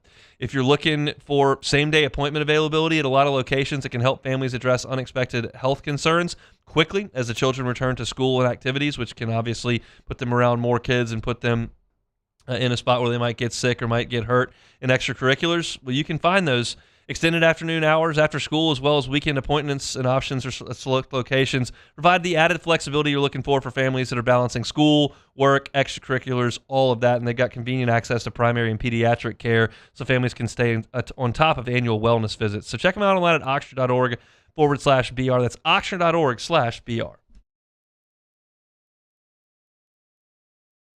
If your office is experiencing performance issues like slow networks, jammed printers, or disappearing files, Advanced Office Systems may be right for you. With powerful IT solutions, print management, document imaging, and security systems, they help offices regain confidence naturally. Side effects may include uncontrollable efficiency, smoother workflows, and a sudden burst of office joy. Say goodbye to those emotional breakdowns in the supply closet and get back on track with Advanced Office Systems.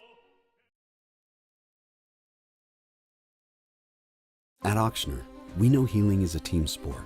That's why we've partnered with world-renowned orthopedic surgeon Dr. James Andrews to create the Ochsner Andrews Orthopedics and Sports Medicine Institute. Whether you're a professional athlete or a weekend warrior, our team of specialists are dedicated to getting you back in the game. So whatever your reasons are for reaching your personal best, we've only got one: you. Ochsner Andrews Institute. Long live you.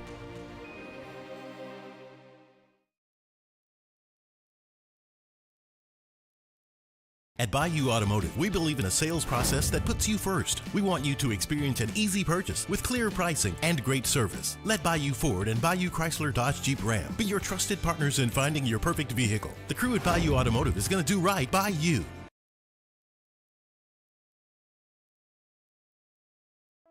Another roof gone too soon. Looks like neglect. There's no doubt about it. This is a case of poor installation. At Pelican Roofing, we don't guess. We investigate to find the real cause of your roof's problems. Call Pelican Roofing for your free roof investigation today. Case closed.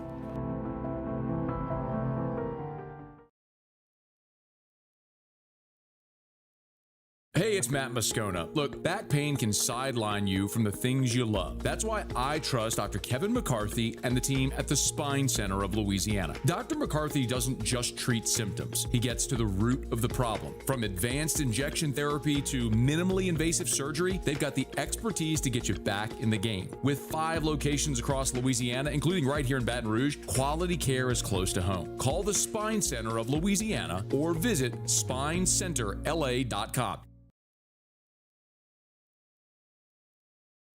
As a business owner, you're always focused on how you can improve the bottom line.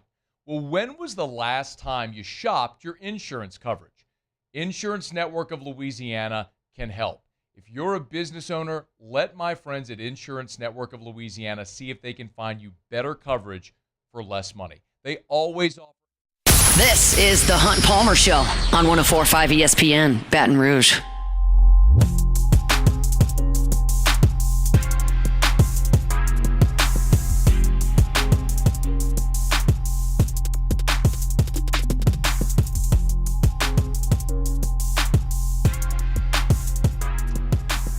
Shout out to my friends at Gotros Outdoor Power. Gotros Outdoor Power. I was chatting with my guy Gant Gotro the other day. They got some incredible savings going on in the month of August. If you're looking for that zero-turn mower, look no further than my friends at Gotros Outdoor Power. In August, they've got that summer clearance sale up to $1,000 off select Gravely, Skag, and Hustler zero-turn mowers, and 0% financing is available as well. Again, that's up to $1,000 off select Gravely, Skag, and Hustler Zero Turns. 0% financing is available as well. And if you're thinking, well, how big is that inventory? Well, they got the largest Hustler inventory in the state, so it's pretty big. Check them out on Airline Highway in Baton Rouge and, of course, in Gonzales as well. 22 years in business for the Gotro family. Go with that local option for your zero-turn mower this summer. It's Gotro's Outdoor Power. They're online at gotrosonline.com. Braylon Moore was with the media on Monday afternoon after practice, and obviously coming into his second year at LSU as the starting center. Played last year and really played well when he wasn't hurt, which he was hurt most of the year last year. But he talked about his decision to return to LSU, which wasn't a slam dunk. He could have gotten into a training camp in the National Football League, but decided to try one more year at college. Yeah, I feel like the decision was pretty easy for me. Obviously I had a choice if I wanted to go to the next level, but there's still a lot on the table that I desire to go get. It's a national championship. It's a Joe Moore Award. So that's why I came back, just trying to go get those things. LSU's certainly done that. Knocked off both of those in the 2019 season here, and LSU would love another run at something like that. He was a starter at Virginia Tech, Braylon Moore was, and came back to LSU, now working under his second group of offensive line coaches at LSU. He spoke to his development in Baton Rouge. The biggest step where I've taken it is definitely just my leadership. Coming in, I knew pretty much the whole O-line left, and I knew there was going to be tons of guys coming in, and sat down with Wolf and pretty much said, I want to lead this group. I got to get everyone on track. There's so many. It's easy when you got guys like Cian and Lou and Wes, coming back, and Bo. Bo's done an amazing job. But yeah, just my leadership and bringing along people. I feel like that's where I've taken the biggest step. You need that from your center, and this is – I was writing about this over the summer when I was writing my position breakdowns for LouisianaSports.net, and just how impactful it is to have a fifth-year senior center to run this up-tempo offense and to make sure when you're on the road at Ole Miss, when you're on the road at Tennessee, when you're on the road at Auburn, and you're dealing with those loud crowds and you're trying to go fast – you need a center who's able to digest all this information very quickly and make sure the guys that are near him do as well. And with Braylon Moore, he's got Bo Bordelon to his left, who he's been with now for 2 years, not as a starter, but Bo's been in the room. And then you've got Alu Ba, who's a fourth-year player as well, on his right. But you're trying to go fast. Your center needs to know where things are going. Your center needs to be able to set protections and make sure the ball's getting snapped at the proper time. And for LSU to get a guy with such a veteran presence back, I think is a huge, huge deal for this offense that maybe we haven't talked a ton about, but I think it's very impactful. Now, it's a new offensive line, and Braylon Moore talked about his confidence level in this group. I got the utmost confidence in this group that, we could go get that award and we could be the most dominant O-line in the country. We're surrounded by tons of high ball knowledge. Coach Wolf, Coach Craig, who was the O-line coach here in 2019 when they won the Joe Moore, and Coach Goddard, who was, played in the NFL, won 2 Super Bowls. So, we're just surrounded by so many guys who know so much about the game, and, I see our group taking that step. We just got to keep building. Sounds like some of the conversations that have been had with folks in the program, how do I phrase this? It sounds like the offensive line coaching has really been a positive for this team since the spring. Is that a fair thing to say? It sounds like with a new group, Seaton at left tackle, yeah, that's new. Bott, right guard, yes, that's new. And then a whole host of young depth pieces in Satterwhite and Stray and Jacoby Jones and Jaquan Sprinkle. And you bring in, Solomon Thomas was here last year but didn't necessarily play a lot. And you brought in Ryan Moret in this freshman class. And you've got a lot of guys that weren't necessarily part of what they were doing last year. And this group has kind of been brought together by Coach Wolford, Coach Craig, Braylon Moore, and the other guy here is Bo Bordelon, who you heard Braylon Moore talk about a little bit initially in the bites we were playing, and he elaborated on what Bo has done to win that job at left guard. Yeah, man, I'm so proud of Bo.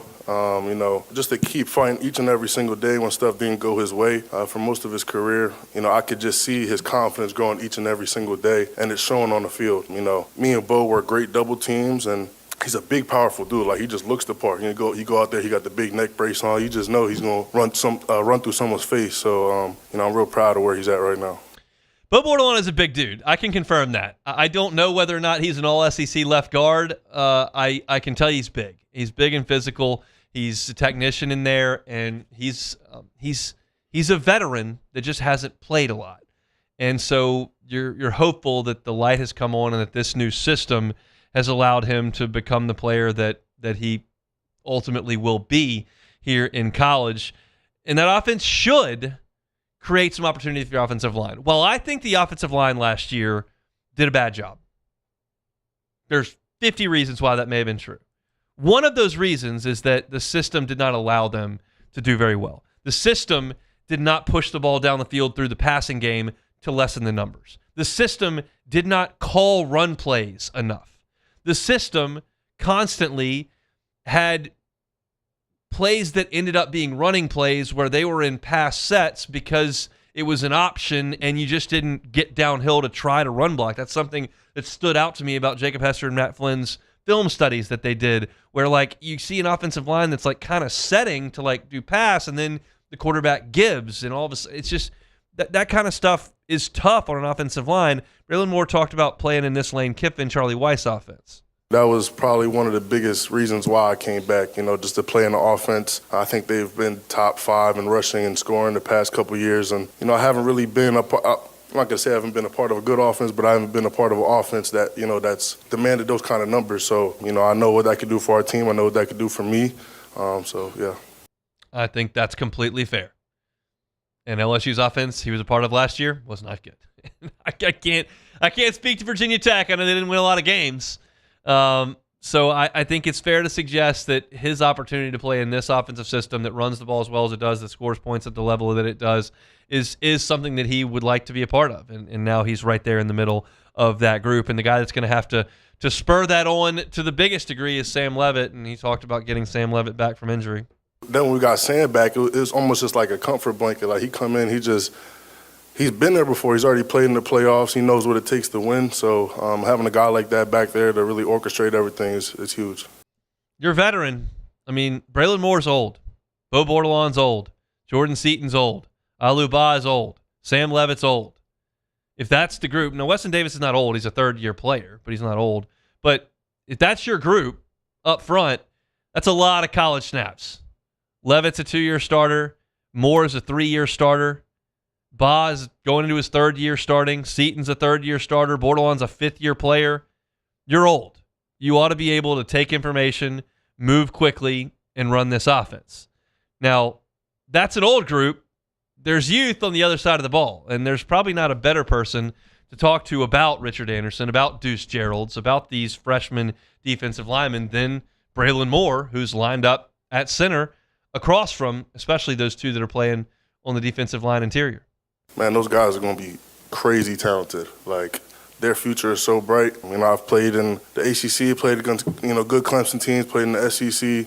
Those freshmen are developed more than some of the players I played in their 4th year.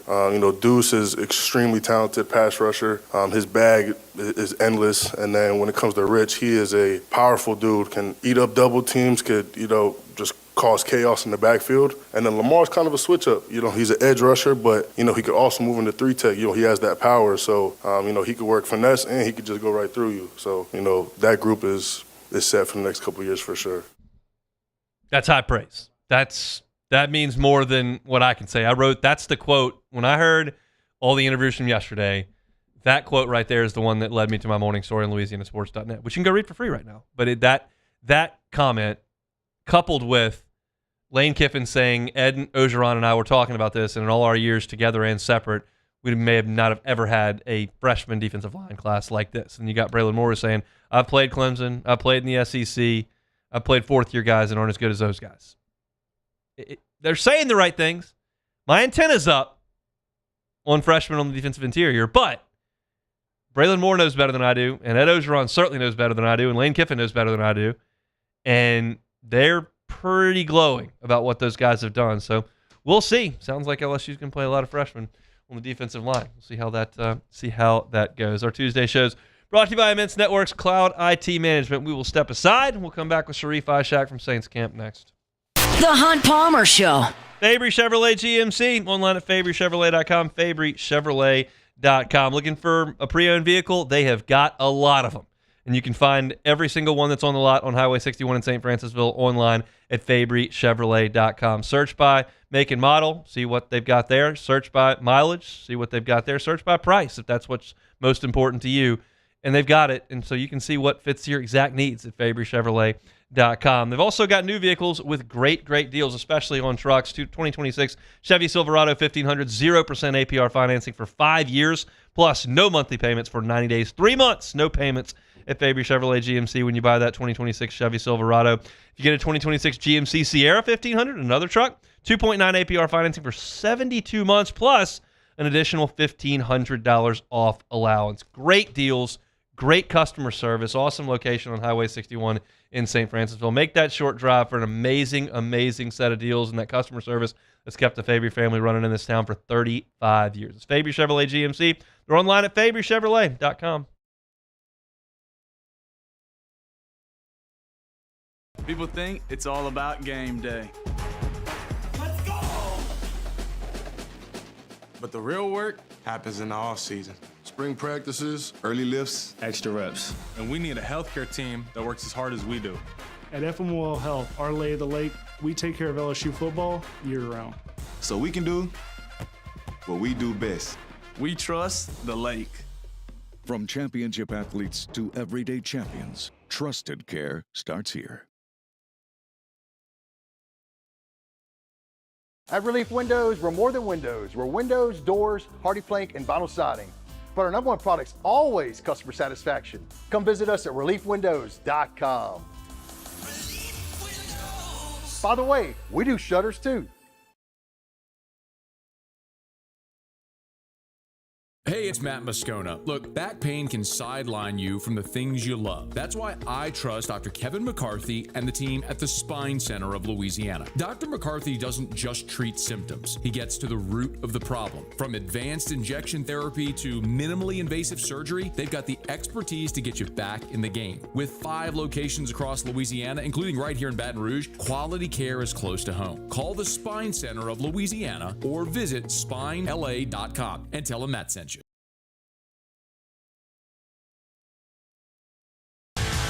Eagle 98.1, the rock station. Home of the Woody Show in the morning. Scotty Mack with Rock at Work. Michelle Southern with Southern Rock. Home of LSU sports since 1998.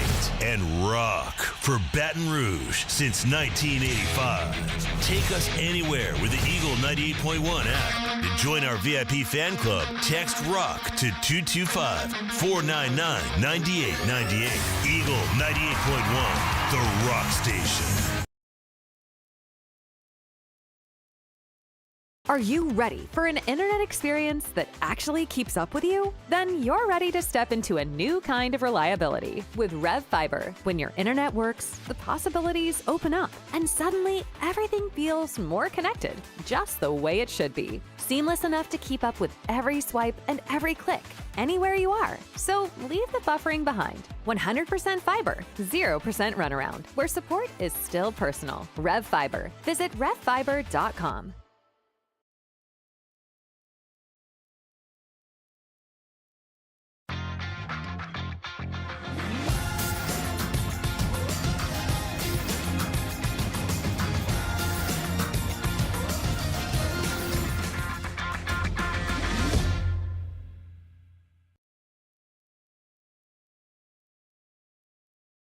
People ask why I chose. You're listening to The Hunt Palmer Show on 104.5 ESPN, Baton Rouge.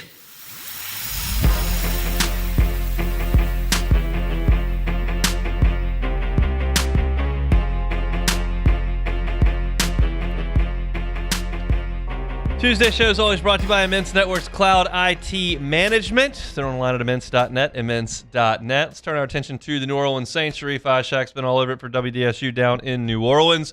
Saints going to go on a light work through tomorrow, and then they'll do some joint practice with the Jacksonville Jaguars in advance of the preseason opener coming up this weekend. Sharif joins us now on the Jim's Firearms Hotline. How are we doing, Sharif? We're doing well. A little beat up along the defensive line, but doing well. Yeah, let's talk about that. I know Brazil's out for the year. Anything else outside of Cam being out a month seem to be significant in terms of missing time for the season? And let's see if he actually misses any time, like in the regular season, because Kellen Moore said maybe possibly could miss time in the regular season, but he's like Wolverine. He seems to heal fast, but remember, he is 37 years old, so that Wolverine blood starts to kind of like thin a little bit as you get older.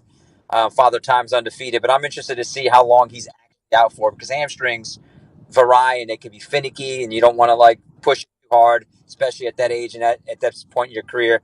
Devon Godshaw rolled his ankle today. So that means Godshaw, Brzee, Cam, a lot of those, like the three guys are dealing with injuries. So Christian Miller came back, so that's a positive. They're missing a stint there during training camp. Man, look, between those guys, Dylan Radunz, the offensive line, this team, look, it's football. It happens. Every team's dealing with injuries, but this team can't afford to deal with the injuries along the trenches. That's the two areas, steadily get better at this as the season moves along. Yeah, I mean, obviously Chase Young and Carl Granderson are your guys on the edges, but Anthony Jennings, Tyree Wilson, even John Ridgeway, is there an opportunity for some guys to step forward here with Cam missing some time? Yeah, I would think it'd be Tyree. You want to see Tyree and Anthony, see how well they could do. I mean, they brought those guys over for a reason. See if they can come off the edge, make something happen. Tyree, they used draft capital to bring him over, and former first round pick. Man, looks the part. He looks the part, got the length, but can he, put it all together and make it work on the field? Just because you look the part doesn't mean you can play the part. So that's the thing you're looking to see with Tyree. He made a good play in practice on Sunday, got in the backfield and knocked the ball out of Tyler Shuck's hand. Now, you want to be careful hitting your quarterback's hands. I want to see him shaking his wrist. Yeah. That's what you want to do to opposing quarterbacks. Just don't do it to your quarterback. So, yeah, those two guys are the guys you want to see stepping up. Look, we know this is Cam Jordan's final year. So now it's to see who is, some of that next crop of players that can like soak in that information and actually get on the field and make it happen. Well, let's talk about the offense working against the defense now, because it appears that far more often than not, when I read practice reports, when I watch highlights, it seems like the defense is controlling things to an extent. Is it to an extent that you're concerned about the offense to this point, or not? No, because this feels like, broken record again, huh? We talk a lot about this during training camp every year, that the defense seems to always be ahead of the offense, and the season starts and the defense is like, whoa, why are you getting smoked by some of these other offenses to start the season? I'm not saying that's going to happen again, but that just goes to show you, but maybe that Brandon Staley's second year implementing it with these guys, it's working. It's working against this offense. And I don't take much into it. I take a little bit of stock into it, but I'm not going to take much. It gives credit to Brandon Staley and what they're doing, but I'm not saying the offense is bad. It's just a combination of, they're making good plays and the offense is just struggling a bit. But there are times, though, Hunt, Tyler Shuck does do well. Today wasn't the greatest of days, but sometimes he doesn't do the best. And the defense won today. They won, and they won a lot. And in the team games they were playing, trying to get to a certain amount of points, and the defense won it today. So they go back and forth. But I would say take it with a grain of salt during training camp. I told you, I don't really judge a team until they're game 3 or 4 in the regular season. Is there a defensive player or two that's standing out when the defense is controlling the action? Man, Chase Young, Carl Granderson, those two guys are monsters. Even in the cornerback department with Kool-Aid and Quincy. Yeah. I'm looking at those 4 guys, and they seem to be popping out and making good plays. And that's a good sign. If your young corners and your young edge rushers are making those plays, that could be a sign of good things. But like I said, I'm going to pump the brakes a bit. Training camp, I always get like this. I'm like, oh, man, defense is awesome. They're going to go in there and destroy teams this year. And then they start slow. I understand it was a new system with Brandon Staley, so I'm going to kind of, give it a little pause because of last year. Maybe I'll just release that break a little bit more this year on them, and maybe they will be better than I think they are in this training camp and than they were last year. Any success running the football for the offense? That's the one thing that, it's hard to judge at times, because I know they're not trying to destroy each other when they're doing team drill with pads. And they don't want to get any injuries. So time to time, I have not seen really like a breakthrough run, a real big, massive run outside of a screenplay. I mean, I've seen a couple 8, 9, 10-yard runs, but not really many big plays with the first team, running backs, even when when they interchange Albin and Travis. So not many big runs, but big screen plays I've seen where the offensive line can kick out and get Albin and Travis. I'm asking about a couple of players, not because I've heard they're doing great, it's because I haven't heard much of anything about them. Just curious if anything's standing out. Like, is Danny Stutzman getting reps? What's his situation at linebacker right now? Yeah, he's getting reps. They're doing a lot of rotating with Danny. Pete didn't do much today. I think he just did individuals because he was coming back from a slight groin injury. So Danny's gotten some run. Jalen Ford's gotten some run. I mean, still got Caden in there getting run. Yeah. So yeah, Danny's getting some run. I mean, he's getting in there, getting his chance. Guy they're counting on. I know they brought Debo Jones in just to add a little bit of depth, but Kellen's saying when he brought him in, he didn't see anything wrong with his linebackers. It was just a way to assess, the depth there, bringing another veteran presence. There was nothing wrong, he said. He feels like his linebackers are playing well this camp. So it's not a knock on anyone. It's just adding depth. But, yeah, Danny's getting it. He's getting his chances, man. He's a hard-nosed hitting guy who can make tackles, and you can play it sideline to sideline. So I'm interested to see how things get Thursday and Saturday for this team. Oscar Delp getting any action behind Juwan Johnson? No, he is, man. He's gotten in there with the ones too. I mean, he's made plays in the seam. He's made plays in the middle of the field. Somebody asked me this last week. It might have been Todd and Gus when I got on the Saints app and did their show, and he asked, "Who do you like that was a free agent?" He asked, "Who did you like from the draft?" And I said, "Look, we're going to talk about Jordan Tyson a lot, and we're going to talk about the receivers. But give me the sleeper for me. Sometimes could be Oscar Delp. I don't think his potential. I don't think he was used. His full potential wasn't used at Georgia. I think there's something missing. I mean, something that they didn't use when he was at Georgia. And I feel like that Kellen Moore, who's a tight end whisperer, I feel like he knows what he's doing with his tight ends. And I think that they're going to find a way to break open and unlock some things with Oscar. And you see some of it during these practices. And I feel like that's going to be a trend to watch as the season starts and preseason starts. Last one, Sharif. We appreciate a little time. People are talking about the kicking. It is apparently not so good. Where are we on kicking right now? These guys are struggling, man.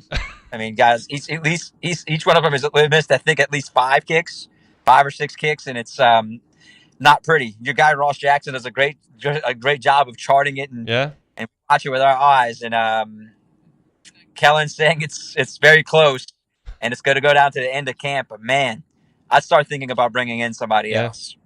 No disrespect. It's just not. It hasn't been pretty. I mean, a lot of easy misses too. You see some misses that you're like, oof. But then you see them bomb from 55 yards and make it. Like, man, sometimes it's the easier kicks that you need to make in games. So it's close, but not in a good way. Yeah, I mean, look, every kicker at an NFL camp can make it from 55 yards. I don't care if they can make it 55 yards. Don't ever miss it from 42 yards. And it sounds like that's happening at times out there at Saints camp.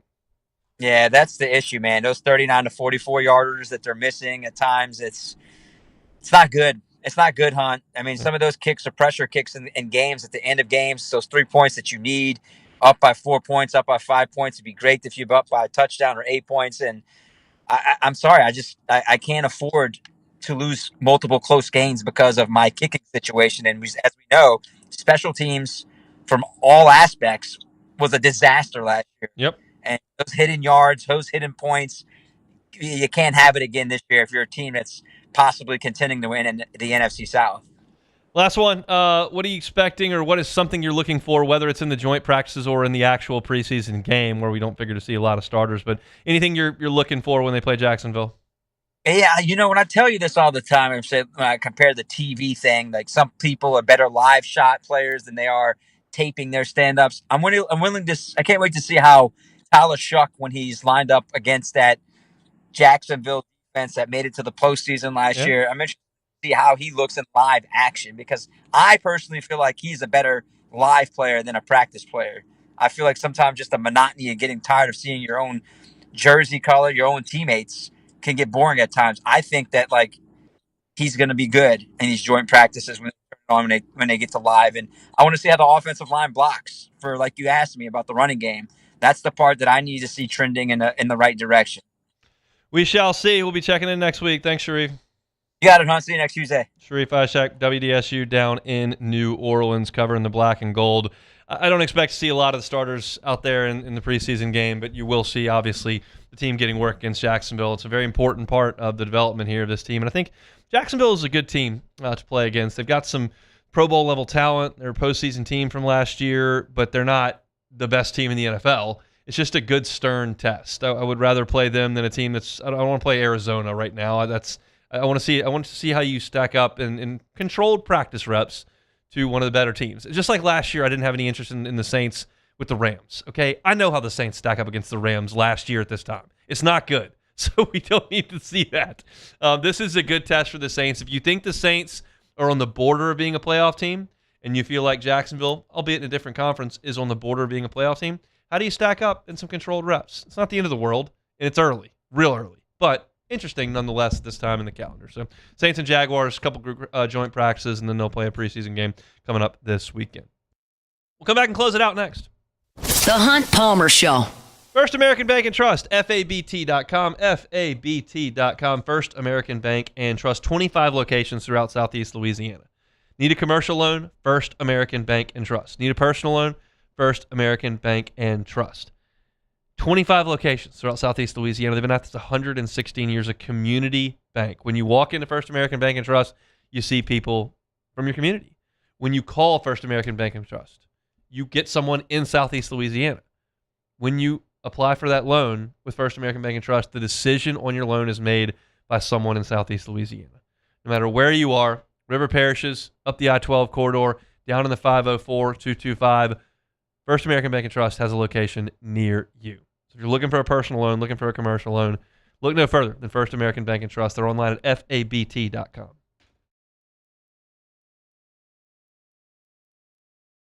Ever wonder why cane sauce doesn't come in a pre-sealed packet? It's because it's made fresh inside every Raising Cane's every single day. Because when you make it right, you can taste it in every bite. Raising Cane's chicken fingers, one love. At Bayou Automotive, we believe in a sales process that puts you first. We want you to experience an easy purchase with clear pricing and great service. Let Bayou Ford and Bayou Chrysler Dodge Jeep Ram be your trusted partners in finding your perfect vehicle. The crew at Bayou Automotive is going to do right by you.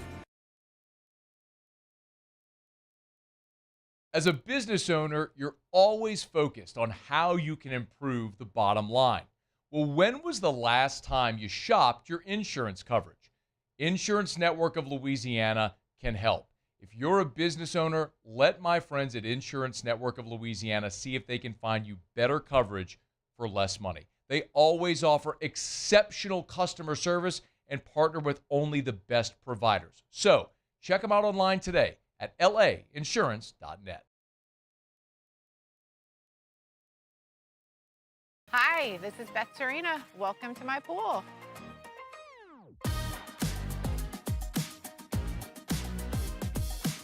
The first time I saw this beautiful pool, it exceeded every expectation that I had. They were able to get everything we wanted in this pool. It is a beautiful pool. We live out here, we eat out here, we watch TV out here. This is like our living room outside. We love this pool and everything about it. When we decided to build our pool, we called a great friend who is one of the best pool builders in the country in North Louisiana, and we said, who would you choose to build a pool in Baton Rouge?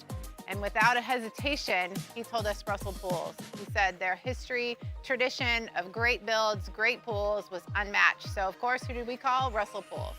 The advice I would give to anyone looking to build a pool is first call Russell Pools. They'll do an incredible job. It'll be incredibly organized. It'll be time efficient, and you will have your pool in no time.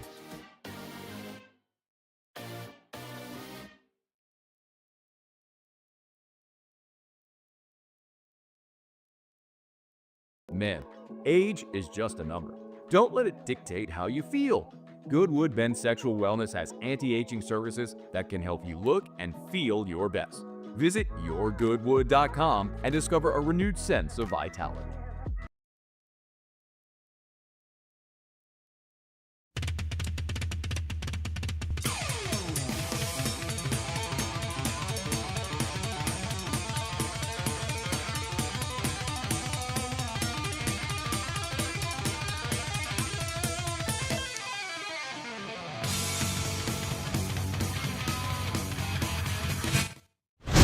You're listening to The Hunt Palmer Show on 104.5 ESPN, Baton Rouge.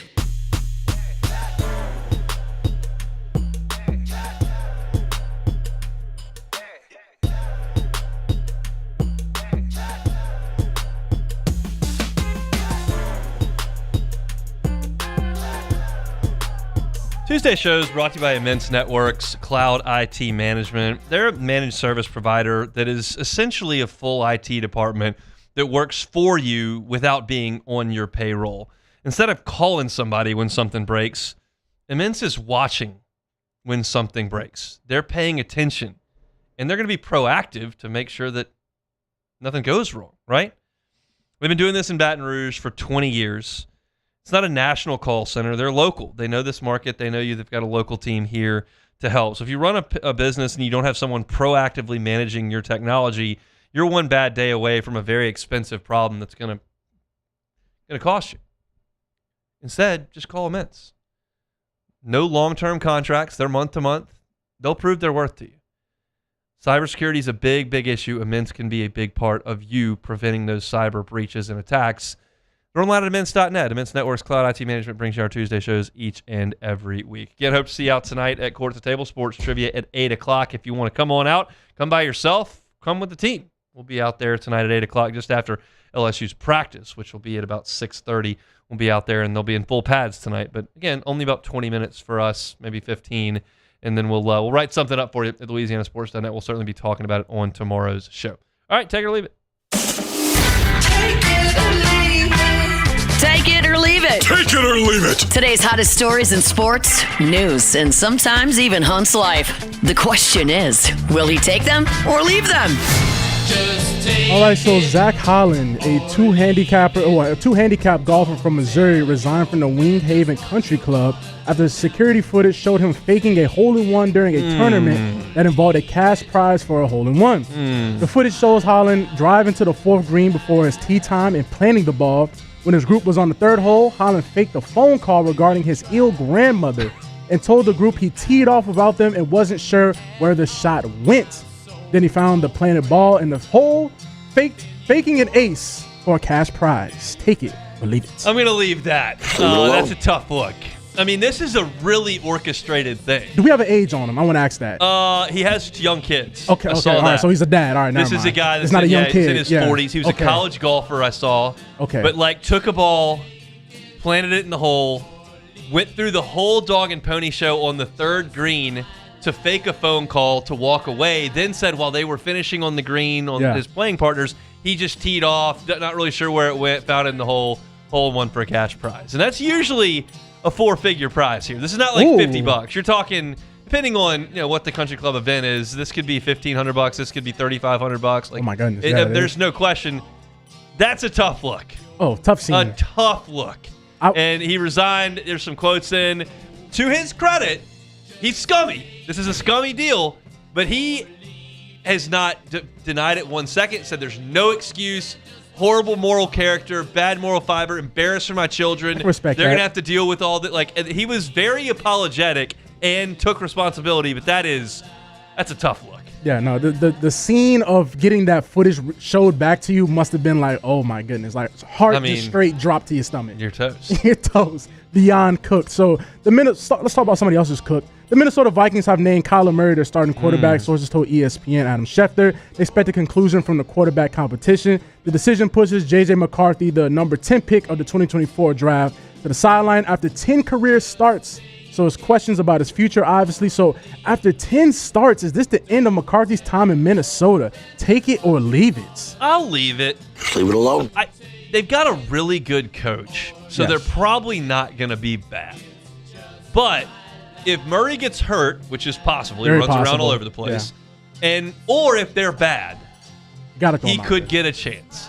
But it's not good that he couldn't beat. And now, the injury to start things was a tough start. Yeah. But, now he's been in the league a little bit, and for him not to be able to... Now, there are people that think Kyler Murray still got something left. He was just in a really bad situation.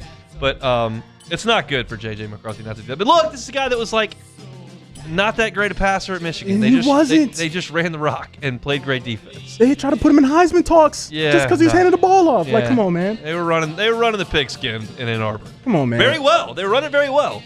cheating, but that's a whole conversation. All right, so Domino's has spent decades selling pizzas, but the chain house somehow has never offered a design that resembles a Domino's. So now they are offering, after 65 years, Domino's announcing a new personal pan pizza called the Domino. Well, it's a Detroit-style pizza, but it's shaped like a domino piece. So getting the Domino from Domino's, take it or leave it. I'm going to take it. Look, I'll take it. I like pizza. Okay. And there's very rarely a bad pizza. I like Detroit style. Any two toppings you can. Oh, that's going to be easy. That's pepperoni and bacon all day long.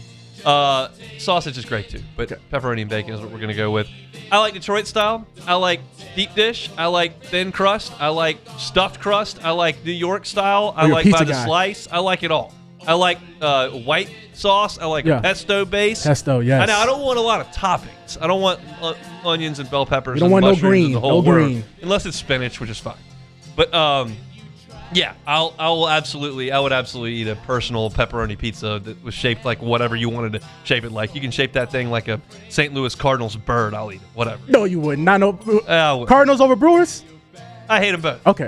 Right now, the Brewers are the thorn in my side, but I respect the Brewers. I despise the Cardinals. Okay, so that's it for take it or leave. I respect the Brewers because they beat our butts every year, and I just like what else am I going to do? But you have to. Cubs are laying in the weeds right now. I'll just tell you that. They're laying in the weeds. They're really good. Brewers have been better. I'll tell you this. It's August 11th. I'm very excited for baseball every morning when I wake up. I'm all in on Cubs content right now. I realize we're about to get to football. I understand that. But, like, when the Cubs are in the race this late, it's very fun for me, and I'm very much enjoying that. So they're playing great. All right, Tuesday show is brought to you by Mintz, Networks Cloud IT Management. A lot of content today. Talked Saints in a couple different segments. Cam Jordan injury. Talked to Sharif, who's been at Saints camp. Went through LSU schedule, easiest to hardest. Also heard from Braylon Moore and Ty Benefield as well. If you missed any of the show, Hunt on Saints for Saints stuff. Hunt on LSU for LSU stuff. Practice report coming at LouisianaSports.net tonight. Matt's going to drive you home next. We'll back tomorrow. The Hunt Palmer Show. Swing Easy Golf Club in Baton Rouge. SwingEasyGCBR.com. SwingEasyGCBR.com. Awesome place to work on your game. I know that it can sometimes be tough to hit balls in the driving range. It rains most afternoons. That's not great. Sometimes the balls out there at the ranges are not great. The wind can be blowing depending on where you are in town. Maybe there's not enough grass on the green on the range. All that stuff is avoidable at Swing Easy. You go into your private bay. You hit balls into the simulator. You can tee up drivers. You can hit iron shots off the mat. You get your information like your club head speed, your ball speed, carry distance, spin rates, stuff that's important to scratch golfers. And if you just want to see the trajectory of your shots and you're a beginning golfer, you can do that as well. Plus, they give you that slow motion view of the impact of your club on the golf ball that I think helps a ton.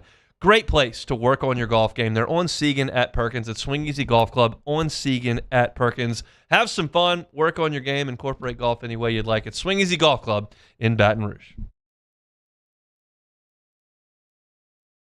At Auctioner, we know healing is a team sport. That's why we've partnered with world-renowned orthopedic surgeon Dr.